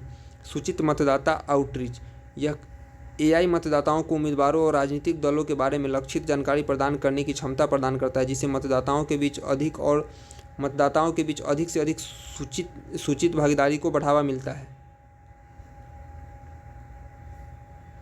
चुनावों में एआई के उपयोग से संबंधित कुछ चिंताएं भी हैं, जैसे कि भ्रम पैदा करना।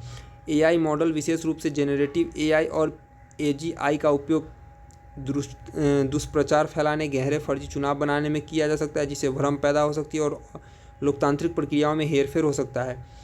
डीप फेक वीडियो क्या होता है? तो एआई का उपयोग करके विरोधियों की छवि को खराब करने के लिए उनके डीप फेक वीडियो बनाए जा सकते हैं और मतदाताओं को धोखा दिया जा सकता है और उनके निर्णयों को प्रभावित किया जा सकता है। डीप फेक वीडियो के माध्यम से उनके निर्णय प्रभावित हो सकते हैं, ध्यान रखिए ये बात। मेंस के लिए क्वेश्चन और आंसर राइटिंग अच्छा जा सकता है। स्वतंत्र एवं निष्पक्ष चुनाव के लिए खतरा है। एआई जो प्रौद्योगिकी है, एआई जो टेक्नोलॉजी है, इसका दुर्भावनापूर्ण उपयोग लोकतांत्रिक प्रक्रियाओं के लिए गंभीर खतरा पैदा कर सकता है, जिसमें गलत सूचनाएं प्रसार और सार्वजनिक भावनाओं में हेरा फेरी को बढ़ावा मिल सकता है। चुनाव में एआई का उपयोग गोपनीयता, पारदर्शिता और निष्पक्षता के बारे में नैतिक प्रश्न खड़ा करता है। POEM-3 इसरो का जीरो ऑर्बिटल डेब्रिस मील का पत्थर है। POEM-3 जो कि इसरो के जीरो ऑर्बिटल डेब्रिस मील का पत्थर। PSLV कक्षीय प्रायोगिक मॉड्यूल 3 POEM-3, इसका फुल फॉर्म POEM-3 का क्या है?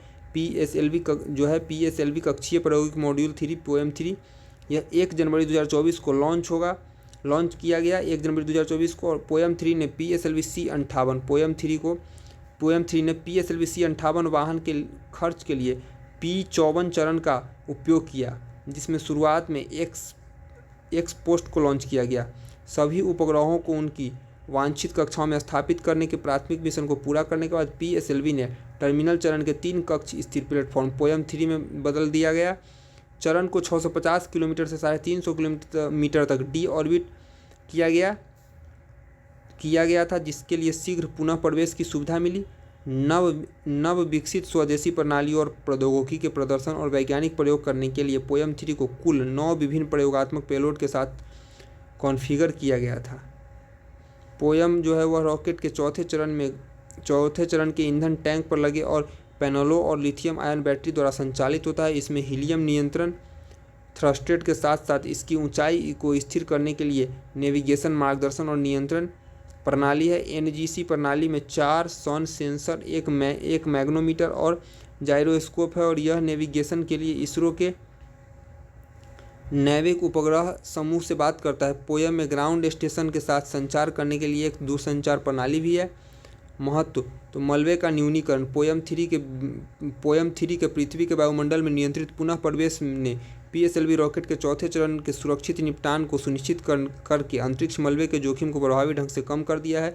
तकनीकी नवाचार, प्रायोगिक मंच के रूप में POEM-3 का उपयोग अंतरिक्ष मलबे के प्रबंधन और अस्थायी अंतरिक्ष अन्वेषण सुनिश्चित करने के लिए अभिनव समाधान विकसित करने के लिए इसरो की प्रतिबद्धता को दर्शाता है। जोखिम में कमी, रॉकेट चरणों के प्रभावी ढंग से निपटान और नियंत्रित पुनः प्रविष्टियों का संचालन करके इसरो की पहल अंतरिक्ष मलबे के टकराव और कक्षीय भीड़ से जुड़े जोखिमों को कम करने में मदद करती है।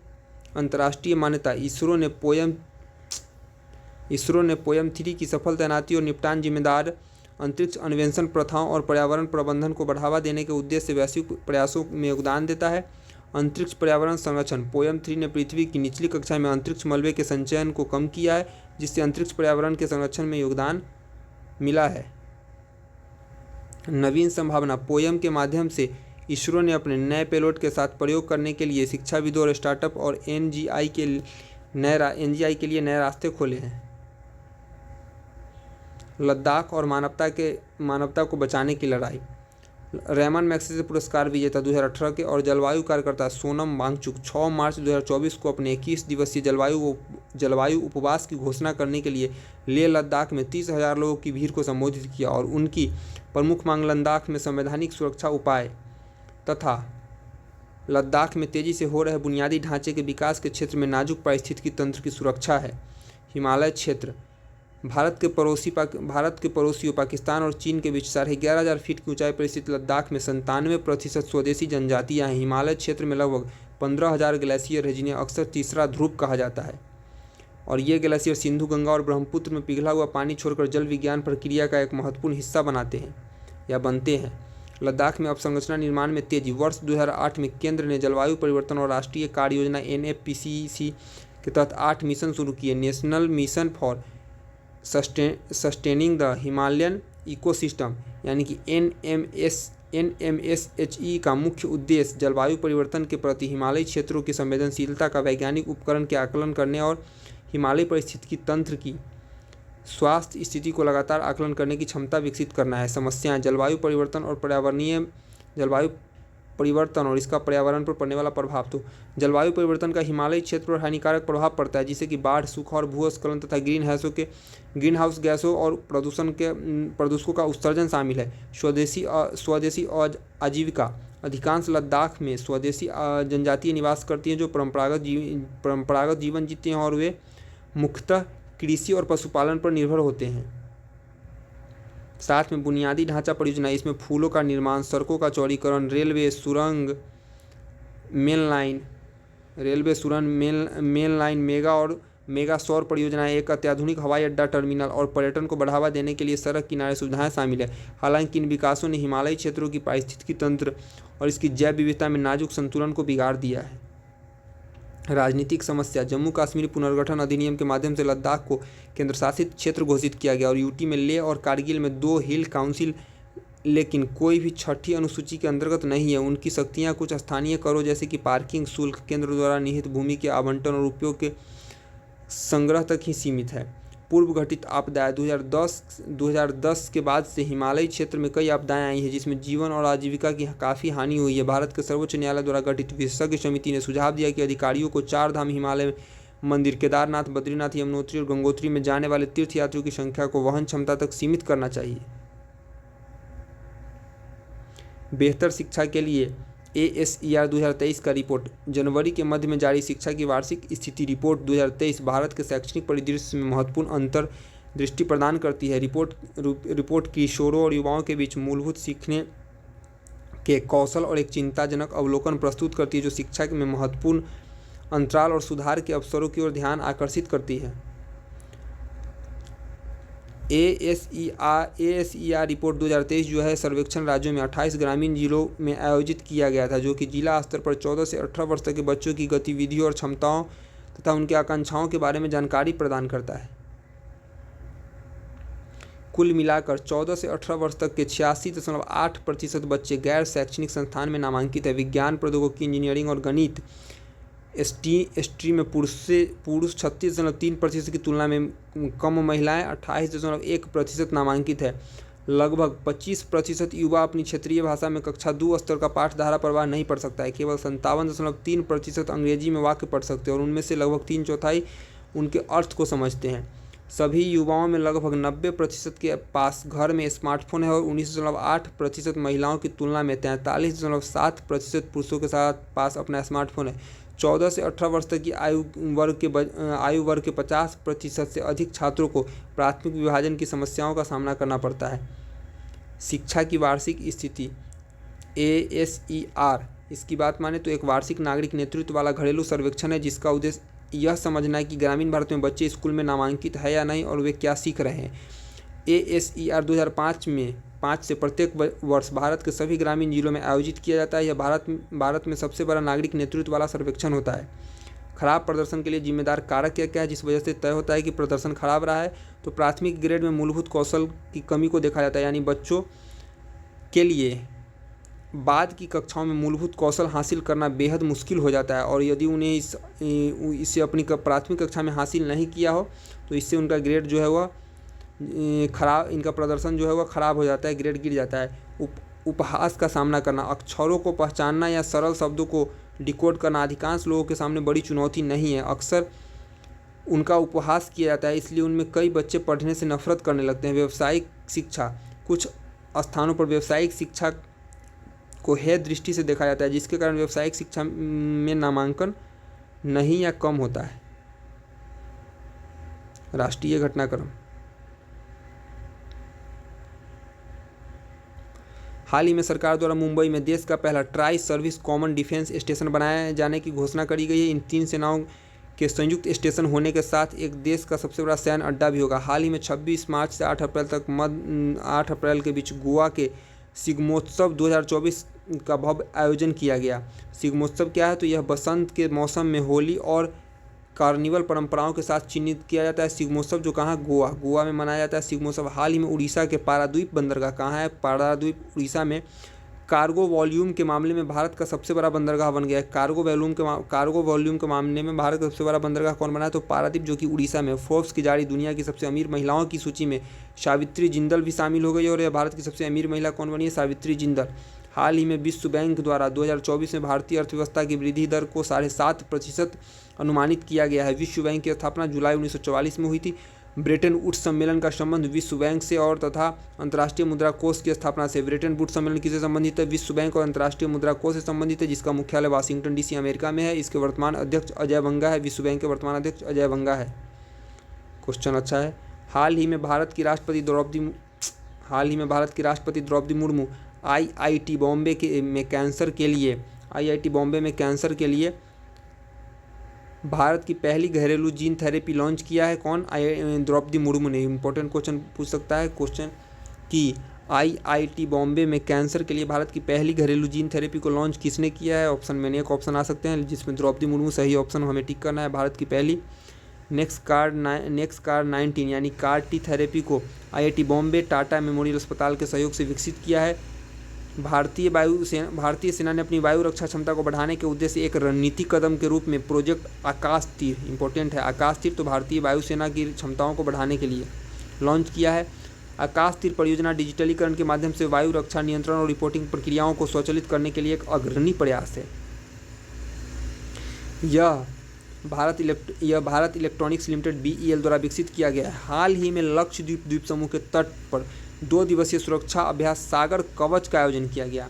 किसका? सागर कवच का आयोजन किया गया। यह सागर कवच जो था, यह भारतीय नौसेना, तटरक्षक बल और समुद्री पुलिस, मत्स्य पालन, साथ में सीमा शुल्क और अन्य सुविधा एजेंसियों को शामिल करके किया गया है। हाल ही में अडानी ग्रीन एनर्जी लिमिटेड ने गुजरात के विशाल खावरा सोलर पार्क में 2000 मेगावाट की क्षमता स्थापित करने के साथ 10,000 मेगावाट से अधिक नवीकरणीय ऊर्जा क्षमता वाली भारत की पहली कंपनी बन गई है। तो भारत की 10,000 मेगावाट से अधिक नवीकरणीय ऊर्जा क्षमता वाली भारत की पहली कंपनी कौन बनी है? तो अडानी ग्रीन एनर्जी लिमिटेड, और यह खावरा सोलर पार्क में 2000 मेगावाट सौर क्षमता स्थापित करेगा। तो इसने खावरा सोलर पार्क में जेहू 2000 मेगावाट क्षमता स्थापित किया, तो यहीं 10,000 मेगावाट क्षमता प्राप्त अक्षय ऊर्जा क्षमता प्राप्त करने वाली भारत की पहली कंपनी बन गई Adani green energy limited company. और खावरा सोलर पार्क कहाँ है? तो ये ऑप्शन छुपा क्वेश्चन, गुजरात। सामरिक बल कमान ने रक्षा अनुसंधान और विकास संगठन DRDO के साथ मिलकर उड़ीसा के डॉक्टर APJ अब्दुल कलाम द्वीप पर नई पीढ़ी के बैलिस्टिक मिसाइल अग्नि प्राइम का परीक्षण हुआ। यह मिसाइल अग्नि 1 का स्थान लेगी।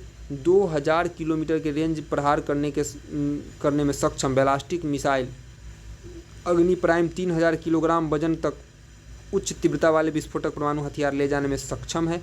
हाल ही में विश्व डोपिंग रोधी एजेंसी वाडा जारी रिपोर्ट के अनुसार 2022 में दुनिया भर में डोपिंग उल्लंघन के मामले में की संख्या है, भारत जो है वो शीर्ष पर रहा। बहुत ही अच्छा क्वेश्चन है कि डोपिंग उल्लंघन के मामले में शीर्ष पर कौन देश रहा? तो यह भारत। बहुत ही अच्छा।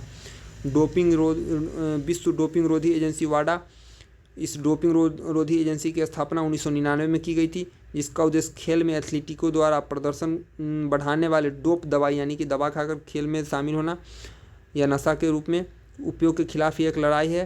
और इसका मुख्यालय वो कनाडा के मॉन्ट्रियल में है। तो मॉन्ट्रियल कहाँ है? कनाडा में। वहीं पर है किसका मुख्यालय? तो विश्व डोपिंग रोधी एजेंसी वाडा का मुख्यालय।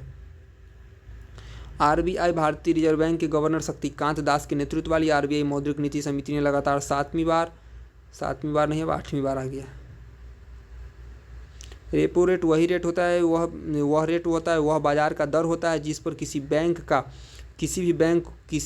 देश के केंद्रीय बैंक को, वाणिज्यिक बैंक को को पैसा उधार देती है, यानी कि आरबीआई जिस दर पर, आरबीआई जिस इंटरेस्ट रेट पर अन्य जो निजी बैंक है या केंद्रीय बैंक है, तो केंद्रीय बैंक अन्य जो छोटी छोटी निजी बैंक हो गई, SBI, BOI, bank of Baroda, इन छोटे छोटे बैंकों को जिस रेट पर पैसा उधार देती है वही रेट रेपो रेट कहलाता है। और रिवर्स रेपो रेट, तो आरबीआई इन बैंकों से जिस रेट पर पैसा लेती है उसे रिवर्स रेपो रेट कहा जाता है। रेपो रेट हमेशा देगी तो यह ज़्यादा पर देगी, इसलिए 6-7 रहेगा, और रिवर्स रेपो रेट हमेशा इससे कम रहेगा, काहे कि लेगी कम पे, 3-4-2 इस पे लेती है, तो देगी ज़्यादा पे लेगी कम पे, आरबीआई का रूल नहीं है, मतलब आरबीआई अपना फायदा देखती है। तो रेपो रेट का उपयोग भारतीय रिजर्व बैंक द्वारा अर्थव्यवस्था की तरलता और मुद्रास्फीति को नियंत्रित करने के लिए किया जाता है। हाल ही में उत्तर प्रदेश के बुंदेलखंड, रेपो रेट का उपयोग क्यों किया जाता है, तो भारतीय रिजर्व बैंक इसका उपयोग क्यों करती है, क्यों, क्योंकि अर्थव्यवस्था की तरलता है। क्वेश्चन अंदर से है, एक लाइन में छोड़ के जाने वाला नहीं है, इकोनॉमिक्स पढ़े होंगे उनको समझ में आएगा। अर्थव्यवस्था की तरलता और मुद्रास्फीति को नियंत्रित करता है रेपो रेट, अर्थव्यवस्था में तरलता को बनाए रखना और मुद्रास्फीति को कंट्रोल करता है रेपो रेट। बहुत ही इंपॉर्टेंट काम है इस रेपो रेट का। कैसे करता है, क्यों करता है, इकोनॉमिक्स का क्लास में बताया जाएगा, वहाँ पे आप इकोनॉमिक्स पढ़िएगा, पता चलेगा। हाल ही में उत्तर प्रदेश के बुंदेलखंड की स्वदेशी गेहूं किस्म काठिया गेहूं, क्वेश्चन उठ गया कि काठिया गेहूं कहाँ की है, तो उत्तर प्रदेश के बुंदेलखंड की स्वदेशी गेहूं की किस्म है काठिया गेहूं, जिसको भौगोलिक संकेतक यानी जीआई टैग मिला है। तो कहाँ के भौगोलिक गेहूँ को कहाँ के स्वदेशी किस्म की गेहूँ को जीआई टैग मिला है, तो उत्तर प्रदेश के बुंदेलखंड की कठिया गेहूं को। हाल ही में जारी रिपोर्ट के अनुसार भारत में भौगोलिक संकेत जीआई पंजीकृत उत्पादों की संख्या लगभग 600 के पार हो गई है। उत्तर प्रदेश में सर्वाधिक 69 जीआई टैग। क्वेश्चन पूछ सकता है कि भारत में जीआई टैग तो 600, सबसे ज़्यादा तो उत्तर प्रदेश में। 6 अप्रैल 2024 को तमिलनाडु के रामेश्वरम के पास भारतीय तटरक्षक बल के महानिदेशक राकेश पाल हैं, इनके द्वारा ICGS मंडप में भारतीय तटरक्षक बल के जलीय केंद्र का उद्घाटन किया गया। हाल ही में भारतीय तटरक्षक बल के त्वरित कार्रवाई गतिविधियों को संचालित करते हुए 27 बांग्लादेशी मछुआरों को सुरक्षित बचाया गया। भारतीय तटरक्षक बल के द्वारा जहाज ICG अमोघ द्वारा रेस्क्यू किया गया था। हाल ही में केंद्रीय रसायन और उर्वरक मंत्री कौन है, मनसुख मंडाविया, वर्ष 2025 तक भारत द्वारा यूरिया आयात को बंद करने की घोषणा करी। 210 कृत्रिम रीफ की स्थापना मुंबई के वर्ली कोलीवारा में किया जा रहा है, इससे पहले यह पुदुचेरी में किया जा चुका है। यह पहल RPG फाउंडेशन द्वारा वित्त पोषित किया गया। यह किसके द्वारा वित्त पोषित है, तो RPG फाउंडेशन इसको वित्त दे रही है, वित्त से पोषित कर रही है, और वित्त पोषित है मतलब उसके द्वारा यह पोषित है। इस प्रोजेक्ट से नेचर समुद्री संरक्षण पहल, यह प्रोजेक्ट जो है नेचर समुद्री संरक्षण पहल का हिस्सा है। हाल में तमिलनाडु में चक्रवात मिचोंग और 2023 में बाढ़ के बाद राष्ट्रीय आपदा राहत निधि को रोकने का आरोप लगाते हुए केंद्र सरकार पर सुप्रीम कोर्ट में मुकदमा दायर किया है। हाल ही में स्वास्थ्य और परिवार कल्याण मंत्रालय द्वारा IUS उपकरणों के पर इलेक्ट्रॉनिक स्वास्थ्य रिकॉर्ड और संसाधनों को सुलभ बनाने के लिए MYCGHS ऐप को लॉन्च किया गया। हाल ही में जारी एक रिपोर्ट के अनुसार तमिलनाडु में वित्तीय वर्ष 2023-24 में भारत में इलेक्ट्रॉनिक सामान का सबसे बड़ा निर्यातक बनकर उभरा है। वर्तमान में तमिलनाडु देश के कुल इलेक्ट्रॉनिक निर्यात का 30% योगदान अकेले करता है। हाल ही में केरल विश्वविद्यालय के जो पुरातत्वविदों हैं, उन्होंने गुजरात के पड़ताबेट में कक्ष में 5200 साल पुरानी अपनी महत्वपूर्ण हड़प्पा बस्ती की खोज का पता लगाया है। हाल ही में विदेश मंत्रालय द्वारा चाबहार के बाद म्यांमार के सितवे बंदरगाह के संचालन को मंजूरी दी गई है। तो विदेश मंत्रालय ने म्यांमार के 2 बंदरगाह, एक सितवे बंदरगाह और एक चाबहार बंदरगाह को मंजूरी। तो सितवे बंदरगाह कालादान नदी पर स्थित है। तो क्वेश्चन यहाँ से ये उठेगा, कालादान नदी कहाँ है, तो म्यांमार में है। सितवे बंदरगाह कहाँ है, तो कालादान नदी पर म्यांमार में स्थित है। हाल ही में प्रसिद्ध भारतीय विमान कंपनी इंडिगो बाजार पूंजीकरण के लिहाज से अमेरिकी विमानन कंपनी साउथ वेस्ट एयरलाइंस को पछाड़कर दुनिया की तीसरी सबसे बड़ी एयरलाइंस कंपनी बनी है। उच्च शिक्षा विश्लेषण संबंधी कंपनी क्वाक्वेरली साइमंड्स QS लंदन द्वारा जारी विश्व शिक्षण संस्थान रैंकिंग 2024 के तहत JNU को भारत का सबसे अधिक रैंक वाला यूनिवर्सिटी बताया गया है। विकास अध्ययन की श्रेणी में यह विश्वविद्यालय दुनिया में 20वें नंबर पर है। गत वर्ष में 66 भारतीय विश्वविद्यालय की अपेक्षा इस वर्ष 69 भारतीय विश्वविद्यालयों की इस रैंकिंग में अपनी जगह बनाई है। हाल ही में HDFC बैंक लक्षद्वीप के कवरत्ती द्वीप पर एक शाखा खोलने वाला भारत का पहला निजी बैंक बन गया है। हाल ही में मूडीज द्वारा वर्ष 2024 में भारतीय अर्थव्यवस्था में 6.1% की वृद्धि का अनुमान लगाया गया है। हाल ही में जेफ बेजोस के नेतृत्व वाले अंतरिक्ष स्टार्टअप ब्लू ओरिजिन ने अपने NS-25 मिशन पर जाने से पहले 6 सदस्यीय दल का अनावरण किया, जिसे भारतीय गोपी थोटाकुरा भी शामिल है, जिसमें भारतीय भारतीय गोपी थोटाकुरा इसमें शामिल है, याद रखिएगा। भारतीय जो है गोपी थोटाकुरा भारत के पहले अंतरिक्ष पर्यटन होंगे जो राकेश शर्मा के बाद अंतरिक्ष में जाने वाले दूसरे भारतीय होंगे। हाल में भारत की पहली आर्टिफिशियल इंटेलिजेंस आधारित फिल्म इराह IRAH का ट्रेलर लॉन्च किया गया। तो भारत की पहली इंपॉर्टेंट है, भारत की पहली AI आधारित फिल्म का नाम क्या है? इराह IRAH, जिसका ट्रेलर लॉन्च किया गया है, देख सकते हैं जाके। हाल ही में 8 अप्रैल 2024 को केंद्रीय रक्षा मंत्रालय द्वारा नई दिल्ली में परिवर्तन चिंतन नामक पहला त्रिसेवा सशस्त्र बल का आयोजन किया गया। हाल ही में भारतीय मूल के तंत्रिका विशेषज्ञ डॉक्टर अश्विनी केशवन को ब्रिटेन के विश्व स्तरीय शोध दल में शामिल किया गया है। यह दल डिमेंशिया रोग का पता लगाने की दिशा में शोध कर रहा है। हाल ही में NTPC लिमिटेड द्वारा अपनी प्रमुख कॉरपोरेट सामाजिक जिम्मेदारी पहल बालिका सशक्तिकरण मिशन GEM का नया संस्करण लॉन्च किया गया है, जो कार्यक्रम भारत सरकार की बेटी बचाओ बेटी पढ़ाओ पहल के अनुरूप ही हैं। हाल ही में टाटा सन्स की सहायक company Tata advanced system limited द्वारा भारत का पहला निजी क्षेत्र द्वारा निर्मित पृथ्वी अवलोकन उपग्रह TSAT-1A लॉन्च किया गया। यह TSAT-1A उपग्रह को 7 अप्रैल 2024 को कैनेडी स्पेस सेंटर फ्लोरिडा से SpaceX के फाल्कन 9 रॉकेट द्वारा प्रक्षेपित किया गया, जो कि TSAT-1A उपग्रह का निर्माण टाटा एडवांस सिस्टम द्वारा संयुक्त राज्य अमेरिका की सैटेलॉजिक कंपनी के सहयोग से किया गया है। हाल ही में भारत सरकार द्वारा वित्तीय वर्ष 2024-25 के दौरान देश में कैंटिव और वाणिज्यिक कोयला ब्लॉकों से 170 मिलियन टन कोयला उत्पादन का लक्ष्य रखने की घोषणा की गई है। भारत सरकार द्वारा निर्धारित लक्ष्य 2023-24 में उत्पादित 116 मीट्रिक टन से 26% अधिक है। 116 मीट्रिक टन 2023-24 में रखा गया था, उसको 170 मिलियन टन किया गया है 2024-25 में, यानी कि लगभग में 54 मीट्रिक टन को बढ़ोतरी किया गया, जो 26% अधिक है। हाल ही में रक्षा मंत्रालय द्वारा स्वदेशी सैन्य उपकरणों का सबसे बड़ा ऑर्डर देते हुए हिंदुस्तान एरोनॉटिक्स लिमिटेड ने देश निर्मित 97 LCA Mark 1A लड़ाकू विमानों की खरीद के लिए निविदा जारी किया है और LCA Mark 1A तेजस विमान का आधुनिक संस्करण है। हाल ही में महाराष्ट्र के सांगली में मीरज में बनने वाले सितार और तानपुरा को GI टैग मिला। इंपॉर्टेंट है, महाराष्ट्र के सांगली जिला में क्या बनता है? मीरज बनने वाले सितार। मीरज में सांगली के मीरज नामक जगह, मीरज छोटा सा जगह कोई होगा, मीरज पता नहीं है, मीरज कोई सांगली जिला तो पता होगा अधिकतर लोगों को महाराष्ट्र में। तो सांगली के मीरज नामक जगह, मीरज कोई फेमस जगह होगा, इस मीरज नामक जगह से सितार लगता है, फेमस सितार, और तानपुरा यहाँ का होगा, इसको GI टैग दिया गया। तो हमें उतना नहीं पता, ध्यान रखिए कि सितार और तानपुरा को GI टैग मिला है, जो महाराष्ट्र के सांगली से संबंधित है। रियरली शायद जाए मीरज में आंसर, मीरज तक नहीं जाएगा, सांगली तक जा सकता है आंसर। सीधे महाराष्ट्र से ही पूछेगा, मैक्सिमम चांस है, बहुत अंदर जाएगा तो सांगली। राजस्थान में हाल ही में गणगौर उत्सव, तो गणगौर उत्सव सीधा कहाँ? राजस्थान। यह भगवान शिव और देवी पार्वती के मिलन की स्मृति में मनाया जाने वाला उत्सव है, पूछ सकता है अंदर जाए तो। यह गणगौर उत्सव किस उपलक्ष्य में मनाया जाता है? तो यह भगवान शिव और देवी पार्वती के मिलन के याद में, उनकी स्मृति में मनाया जाने वाला त्यौहार है। कौन सा उत्सव? तो गणगौर उत्सव।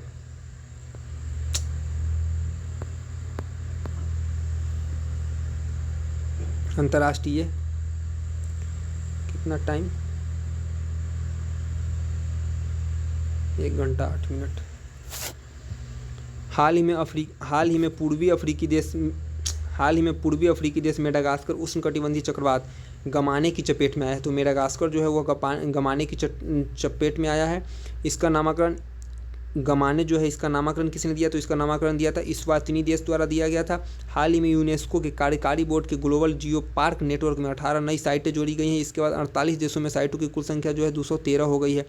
हाल ही में काठमांडू नेपाल में भारत नेपाल अंतर्राष्ट्रीय सांस्कृतिक कॉन्क्लेव का आयोजन नेपाल के काठमांडू में हुआ। हाल ही में न्यूयॉर्क में एक अनुसंधान प्रयोगशाला ह्यूम ने एम्पैथिक वॉइस इंटरफेस EVI नामक भारत की पहली भावनात्मक रूप से बुद्धिमान संवादी AI का अनावरण किया। हाल ही में पश्चिमी अफ्रीकी देश सिएरा लियोन ने नशीली दवाओं के उपयोग में वृद्धि के कारण मादक द्रव्यों के सेवन पर राष्ट्रीय आपातकाल की घोषणा की। इंपॉर्टेंट क्वेश्चन हो सकता है कि राष्ट्रीय आपातकाल की घोषणा का आधार क्या देगा? तो आधार देगा कि नशीली दवाओं के उपयोग में वृद्धि के कारण मादक द्रव्यों के सेवन के आधार पर राष्ट्रीय आपातकाल की घोषणा जारी की किसने? सिएरा लियोन ने।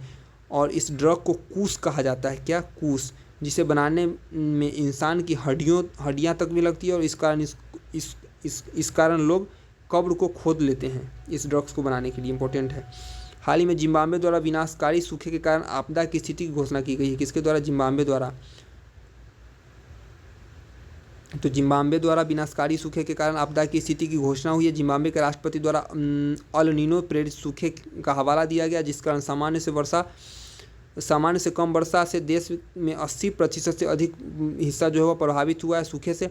हाल ही में इकोनॉमिस्ट इंटेलिजेंस यूनिट EIU द्वारा जारी बिजनेस एनवायरनमेंट रैंकिंग के अनुसार सिंगापुर व्यापार करने के मामले में दुनिया में सबसे अच्छा स्थान है। व्यापार की दृष्टि से दुनिया का 3 महत्वपूर्ण देश, तो सबसे ऊपर है सिंगापुर। व्यापार करने में सबसे अच्छा देश सिंगापुर है, डेनमार्क है और अमेरिका है।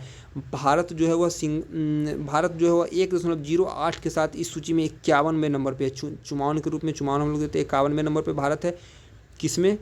व्यापार की दृष्टि से। हाल ही में वेनेजुएला के निवासी तथा दुनिया के सबसे बुजुर्ग व्यक्ति जुआन विंसेंट पेरेजा 114 वर्ष की आयु में चल निकले हैं। तो ये कहाँ के थे? तो ये है वेनेजुएला के 114 वर्ष के, और इनका नाम था जुआन विंसेंट पेरेज मोरा। दुनिया के सबसे उम्रदराज व्यक्ति 114 साल। हाल में 2022 में पेरेज 112 वर्ष 253 दिन की उम्र में गिनीज वर्ल्ड रिकॉर्ड में आधिकारिक तौर पर दुनिया के सबसे उम्रदराज व्यक्ति घोषित किए गए। उनकी मृत्यु के बाद ये हाल ही में दक्षिण कोरिया ने कृत्रिम सूर्य की स्टार ने 100 मिलियन डिग्री सेल्सियस तापमान को प्राप्त किया। तो दक्षिण कोरिया ने कृत्रिम सूर्य बनाया जिससे उसने 100 मिलियन डिग्री सेल्सियस यानी 100 गुना 10 लाख डिग्री सेल्सियस तापमान को इसने जनरेट किया। के स्टार, तो ये इस के स्टार मतलब कोरिया, स्टार मतलब तारा होता है, तो स्टार का फुल फॉर्म है super conducting tokamak advanced research. इसका फुल फॉर्म पूछ सकता है, तो Korea super conducting tokamak advanced research दक्षिण कोरिया का एक परमाणु संलयन पर आधारित रिएक्टर है जिसमें कृत्रिम सूर्य के रूप में इसे जाना जाता है। हाल में जर्मनी मनोरंजक कैनाबिस भांग के उपयोग को वैध बनाने वाला यूरोपीय संघ का सबसे बड़ा देश बना है। तो जर्मनी ने भांग के उपयोग को वैध बना दिया है। हाल ही में मालदीव में भारत, श्रीलंका और मालदीव के मध्य त्रिपक्षीय नौसैनिक अभ्यास दोस्ती 16, भारत, श्रीलंका और मालदीव के मध्य दोस्ती 16 का आयोजन कहाँ? मालदीव में ही हुआ। और दोस्ती अभ्यास की शुरुआत वर्ष 1992 में द्विपक्षीय अभ्यास के रूप में भारत और मालदीव के बीच हुई थी। 2012 में इसमें श्रीलंका को भी घुसा लिया गया। हाल ही में इटली की राजधानी रोम में खाद्य और कृषि संगठन FAO Food and Agriculture Organisation द्वारा अंतर्राष्ट्रीय बाजरा वर्ष 2023 का समापन समारोह का आयोजन किया गया। संयुक्त राष्ट्र खाद्य एवं कृषि संगठन UNFAO United Nation Food and Agriculture Organisation की स्थापना 16 अक्टूबर 1945 को हुई थी, जिसका मुख्यालय इटली की राजधानी रोम में है। रोम किस नदी के किनारे है? टाइबर। यूरोपीय देश फ्रांस कार्यस्थल और सार्वजनिक स्थानों पर बाल भेदभाव से निपटने के लिए राष्ट्रव्यापी कानून पारित करने वाला दुनिया का पहला देश बना है। तो फ्रांस जो है वह कार्यस्थल और सार्वजनिक स्थानों पर बाल भेदभाव से निपटने के लिए राष्ट्रव्यापी कानून पारित करने वाला दुनिया का पहला देश बना है। बहुत ही अच्छा और इंपॉर्टेंट पूछने की 100% संभावना। इक्वाडोर की राजधानी क्वेटो, इक्वाडोर की राजधानी कहाँ है? क्वेटो। और मेक्सिको के दूतावास में पुलिस के घुसने की घटना के बाद मेक्सिको के राष्ट्रपति एंड्रेस मैनुएल लोपेज ओबरादोर ने इक्वाडोर से सभी राजनयिक संबंध को ख़त्म कर लिया है। पूछ सकता है कि मेक्सिको ने किस देश से अपने सभी राजनयिक संबंध को ख़त्म किया? तो इक्वाडोर से। हाल ही में वेनेजुएला के जुआन Vincent Perez Guinness book record में दुनिया के सबसे उम्रदराज व्यक्ति के रूप में नामित हुए। इनकी मृत्यु के बाद 114 वर्ष ब्रिटिश सेवानिवृत्त जॉन अल्फ्रेड टिनीसवुड को दुनिया का सबसे बुजुर्ग व्यक्ति के रूप में नामित किया गया। इनकी मृत्यु के बाद बन गया है जॉन अल्फ्रेड टिनीसवुड। कौन बनेगा भगवान जाने। हाल ही में 15 अप्रैल से 28 अप्रैल के मध्य भारत और उज्बेकिस्तान के मध्य संयुक्त सैन्य अभ्यास दस्तलिक, तो दस्तलिक भारत और उज्बेकिस्तान के बीच होता है। इसका आयोजन उज्बेकिस्तान के टर्मेज में किया गया। हाल ही में चर्चा में रहा बेपी कोलंबो मिशन का संबंध बुध ग्रह की सतत संरचना और चुंबकीय क्षेत्र के अध्ययन से है। यह यूरोपियन अंतरिक्ष agency ESA, European space agency और Japan aerospace exploration agency JAXA, full form पूछ सकता है, का संयुक्त बुध मिशन है। इंपॉर्टेंट है। यह मिशन जो है वो 20 अक्टूबर 2018 को लॉन्च किया गया था। 20 अक्टूबर 2018 को लॉन्च किया गया था। 4 अप्रैल 2024 को North Atlantic Treaty Organisation NATO, full form क्या है? नाटो। इसका 75वां स्थापना दिवस नाटो का मनाया, यानी कि 1949 में 4 अप्रैल के दिन नाटो की स्थापना हुई थी। नाटो में अभी 32 सदस्य है और 32वां जो है देश स्वीडन बना है। नाटो का मुख्यालय बेल्जियम की राजधानी ब्रुसेल्स में है।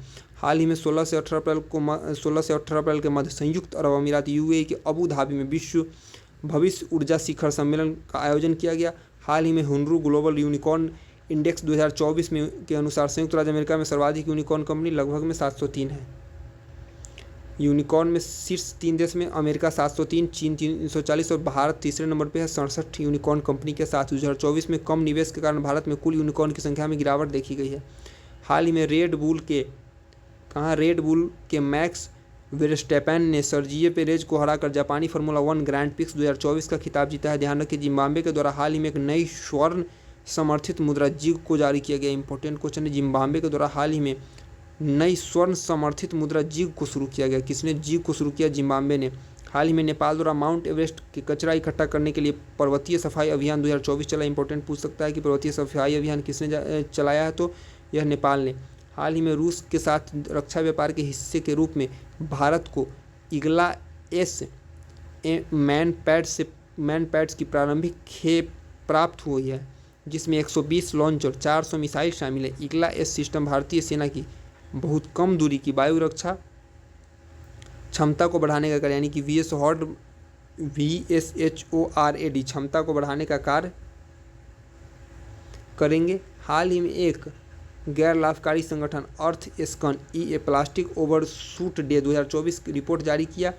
यह उस बिंदु को चिन्हित करता है जहां वैश्विक प्लास्टिक कचरा प्रबंधनीय स्तर से अधिक होकर पर्यावरण नुकसान को पहुंचाता है। हाल ही में चर्चा में रहा सेनकाकू द्वीप जो है द्वीप समूह पूर्वी चीन सागर में स्थित है। हाल ही में चर्चा में रहा सेनकाकू द्वीप समूह पूर्वी चीन सागर में स्थित है और सेनकाकू द्वीप जापान और चीन के मध्य विवाद का कारण। तो क्वेश्चन पूछ सकता है सेनकाकू द्वीप के बारे में कौन सा कथन सत्य है, तो यह सेनकाकू द्वीप पूर्वी चीन सागर में है, उत्तरी चीन सागर में है, पश्चिमी चीन सागर में है, या फिर पूर्वी चीन सागर में है। यह जापान और USA के बीच विवाद का कारण है, जापान और चीन के बीच विवाद का कारण। तो ध्यान रखिए यह पूर्वी चीन सागर में है। पहला पॉइंट, जापान और चीन के बीच विवाद का कारण है। दूसरा पॉइंट, और यह द्वीप जो है यह कहाँ है? यह पूर्वी चीन सागर जो है प्रशांत महासागर का भाग है, तो अब प्रशांत महासागर आएगा तो भी सही। हाल ही में चर्चा में रहा सी डोम इजरायल द्वारा विकसित जहाज आधारित वायु रक्षा प्रणाली है। रूस द्वारा अंगारा A5 रॉकेट एक वोस्टोचेन कोस्मोड्रोन से सफलतापूर्वक लॉन्च किया गया। तो अंगारा A5 रॉकेट को लॉन्च किसने किया? रूस ने, याद रखिएगा। हाल ही में चर्चा में रहा ट्रिपिल्स्का यूक्रेन का एक शीर्ष ऊर्जा संयंत्र है जो रूस द्वारा मिसाइल और ड्रोन से किए गए हमले में तबाह हो गया है। ये भी क्वेश्चन इंपॉर्टेंट है कि चर्चा में रहा ट्रिपिल्स्का यूक्रेन का एक शीर्ष ऊर्जा संयंत्र था। क्या था? यूक्रेन का एक शीर्ष मतलब ऊर्जा संयंत्र था जो शीर्ष 2-4 जो होगा उसमें इसका नाम आता था, जो रूस के द्वारा मिसाइल और ड्रोन से किए गए हमले में तबाह हो गया, यूक्रेन का था। बिहार राज्य के विविध तथ्य। हाल ही में वाणिज्य विभाग द्वारा वर्ष 2022-23 की तुलना में 2023-24 में बिहार के वस्तु एवं सेवा कर में GST में 18.13% अधिक संग्रह हुई है, यानी वृद्धि बताई गई है। 18.13। बिहार राज्य द्वारा 2023-24 में GST तथा अन्य करों में कुल 38,161 करोड़ रुपये का राजस्व एकत्रित किया गया है, जबकि 2022-23 में यह एकत्रित 35,541 करोड़ था, 34,541 करोड़ था। राष्ट्रीय कृषि और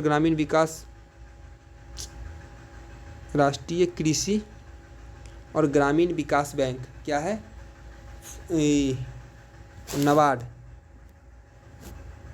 नाबार्ड का फुल फॉर्म क्या है? राष्ट्रीय कृषि और ग्रामीण विकास बैंक। नेशनल एग्रीकल्चर बैंक, एक मिनट, इसका फुल फॉर्म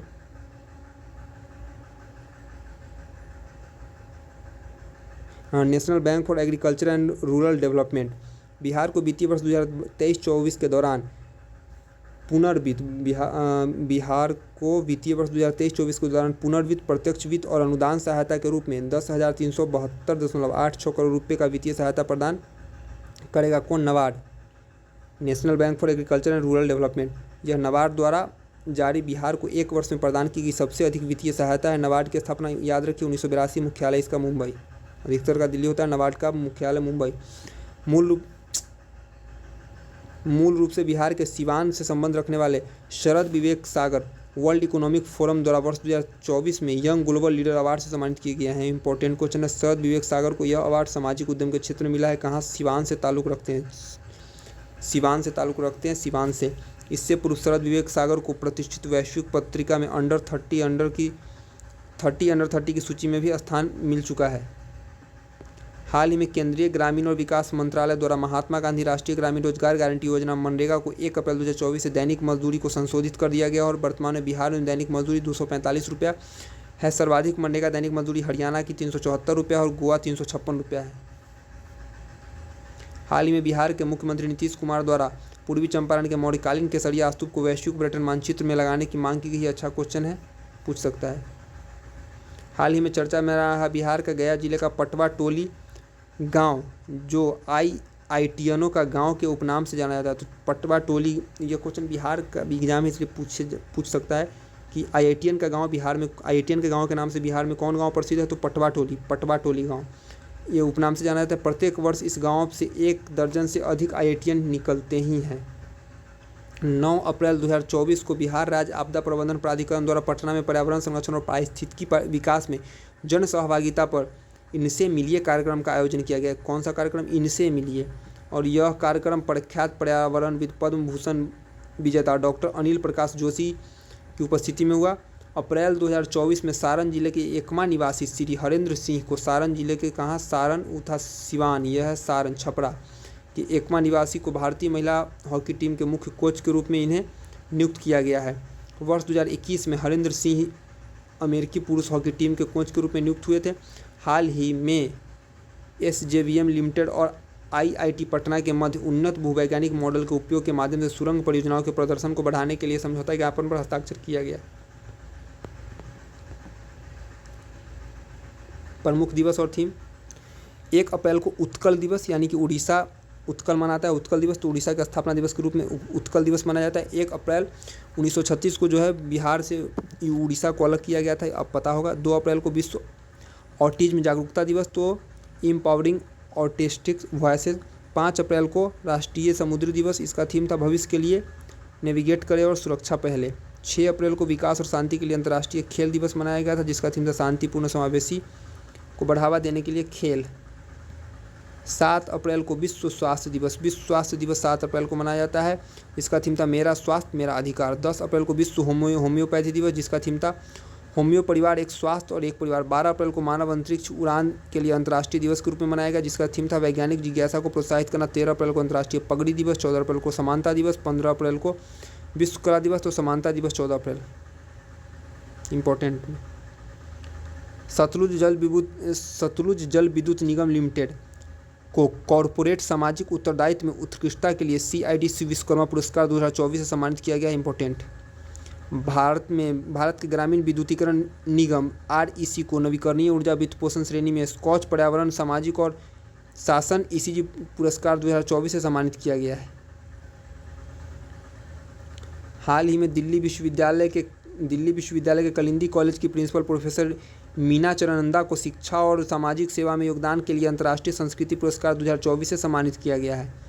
हाल ही में विश्व भारती और विश्व शांति केंद्र संस्थापक जैन आचार्य लोकेश मुनि को वाशिंगटन के कैपिटल हिल में अमेरिकी राष्ट्रपति के गोल्ड वॉलंटियर सर्विस पुरस्कार से सम्मानित किया गया। आचार्य लोकेश मुनि इस पुरस्कार से सम्मानित होने वाले पहले भारतीय बने हैं। हाल ही में भारत के शोधकर्ताओं डॉक्टर गगनदीप कांग को 2024 के लिए John Dirks Canada Gairdner global health award से सम्मानित किया गया। हाल ही में अमेरिका के स्पेस फाउंडेशन द्वारा भारत के इसरो चंद्रयान 3 मिशन को अंतरिक्ष अन्वेषण के लिए प्रतिष्ठित जॉन एल जैक सीगट जूनियर पुरस्कार से सम्मानित किया गया। चंद्रयान 3 के तहत भारत चंद्रमा के दक्षिणी हिस्से पर सॉफ्ट लैंडिंग करने वाला विश्व का पहला देश बन गया। चंद्रयान 3 की उपलब्धि के सम्मान में 23 अगस्त को प्रत्येक वर्ष भारत में राष्ट्रीय अंतरिक्ष दिवस मनाए जाने की घोषणा की गई। हाल ही में कन्नड़ कवयित्री ममता सागर को विश्व लेखक संगठन द्वारा साहित्य में उनके योगदान के लिए विश्व साहित्यिक पुरस्कार से सम्मानित किया गया। हाल ही में भारतीय अमेरिकी गोल्फर अक्षय भाटिया ने प्ले ऑफ में शानदार प्रदर्शन करते हुए वालेरो टेक्सास ओपन का खिताब जीता। खेल। हाल ही में फुकेत थाईलैंड में चल रहे IWF विश्व कप 2024 में भारत की प्रसिद्ध महिला भारोत्तोलक बिंदया रानी देवी ने कांस्य पदक जीता। भारतीय टेनिस स्टार रोहन बोपन्ना ने ऑस्ट्रेलिया के टेनिस खिलाड़ी मैथ्यू एडवेन के साथ मियामी ओपन पुरुष युगल खिताब 2024 को जीता। भारतीय टेनिस स्टार कौन? रोहन बोपन्ना। किसके साथ? तो ऑस्ट्रेलिया के टेनिस खिलाड़ी मैथ्यू एडवेन के साथ मिश्रित युगल का खिताब जीता। भारतीय क्रिकेट खिलाड़ी मयंक यादव IPL के इतिहास में 3 से ज़्यादा बार 156 किलोमीटर प्रति घंटे की गति से गेंदबाजी करने वाले पहले गेंदबाज बने मयंक यादव। हाल ही में भारत के शीर्ष टेनिस खिलाड़ी सुमित नागल को क्ले पर ATP मास्टर्स 1000 मैच जीतने वाले पहले भारतीय बन गए हैं। टेनिस में 1000 मैच। नियुक्ति, भारतीय सूचना सेवा के वरिष्ठ अधिकारी शेफाली बी शरण को प्रेस इन्फॉर्मेशन ब्यूरो यानी कि PIB के प्रधान महानिदेशक के पद पर नियुक्त किया गया है। RBI के पूर्व डिप्टी गवर्नर राकेश मोहन को विश्व बैंक का आर्थिक सलाहकार पैनल में चयन किया गया है। जम्मू कश्मीर से संबंध रखने वाले बिल्किस मीर 26 जुलाई से 11 अगस्त 2024 तक पेरिस फ्रांस में आयोजित 33वें ग्रीष्मकालीन ओलंपिक में जूरी सदस्य के रूप में नियुक्त होने वाली पहली भारतीय महिला बनी है। कौन? बिल्किस मीर। याद रखिएगा, इंपॉर्टेंट क्वेश्चन है। हाल ही में विप्रो के मुख्य कार्यकारी अधिकारी थियरी डेलपोर्ट के इस्तीफे के बाद श्रीनिवास पिलिया को विप्रो का CEO और MD नियुक्त किया गया है। हाल ही में जूडिथ सुमिनवा तुलुका को कांगो की पहली महिला प्रधानमंत्री के रूप में नियुक्त किया गया है। अब्दुल फतेह अल सीसी तीसरे कार्यकाल के लिए मिस्र के राष्ट्रपति चयनित हुए हैं।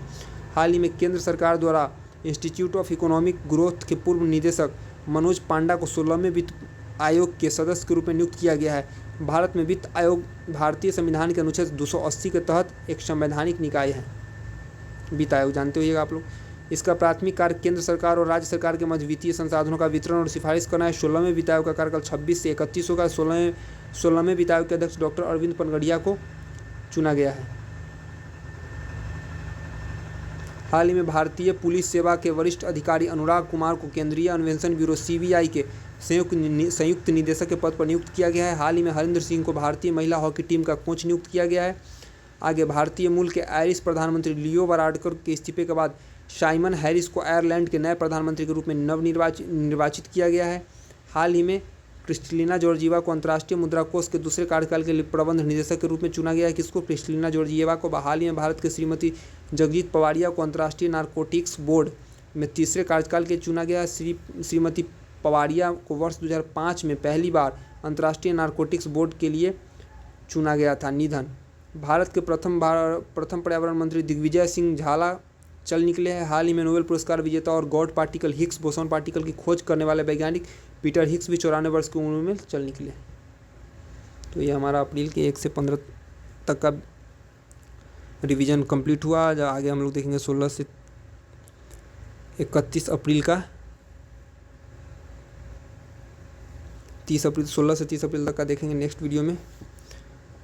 बाकी और भी करेंट या जो भी परफेक्शन IAS का जो भी टॉपिक का video, perfection IAS 90 days planner जो मार्केट में है, तो उसके कुछ टॉपिक को हम लोग अपने इस चैनल पे कवर करेंगे। जैसे साइंस सीरीज चल रही है तो साइंस को, फिर उसके भी करंट को देख लेंगे, फिर वहाँ से हिस्ट्री को जो इंपॉर्टेंट टॉपिक लगेगा उसको देख लेंगे, ताकि रिवीजन तेज़ तरीके से हो सके। वीडियो को याद करने के लिए कम से कम 2-3 बार ज़रूर देखें। यह वीडियो अब तक का सबसे लंबा वीडियो गया, 1 घंटा 27 मिनट का। इससे पहले हमारा वीडियो 1 घंटा 20 मिनट 14 मिनट ऐसे गया था। बाकी आगे जनवरी से लेकर अभी तक के सारे TDI करंट को इस चैनल पे उपलब्ध कराया जाएगा। तो आप लोग जो लोग देखते हैं और जिनको लगता है कि इसको शेयर किया जाए, उसको ज़रूर शेयर करें। ये रिवीजन मात्र है, पढ़ाने के उद्देश्य से इस वीडियो को नहीं बनाया जा रहा है, बस रिवीजन के उद्देश्य से।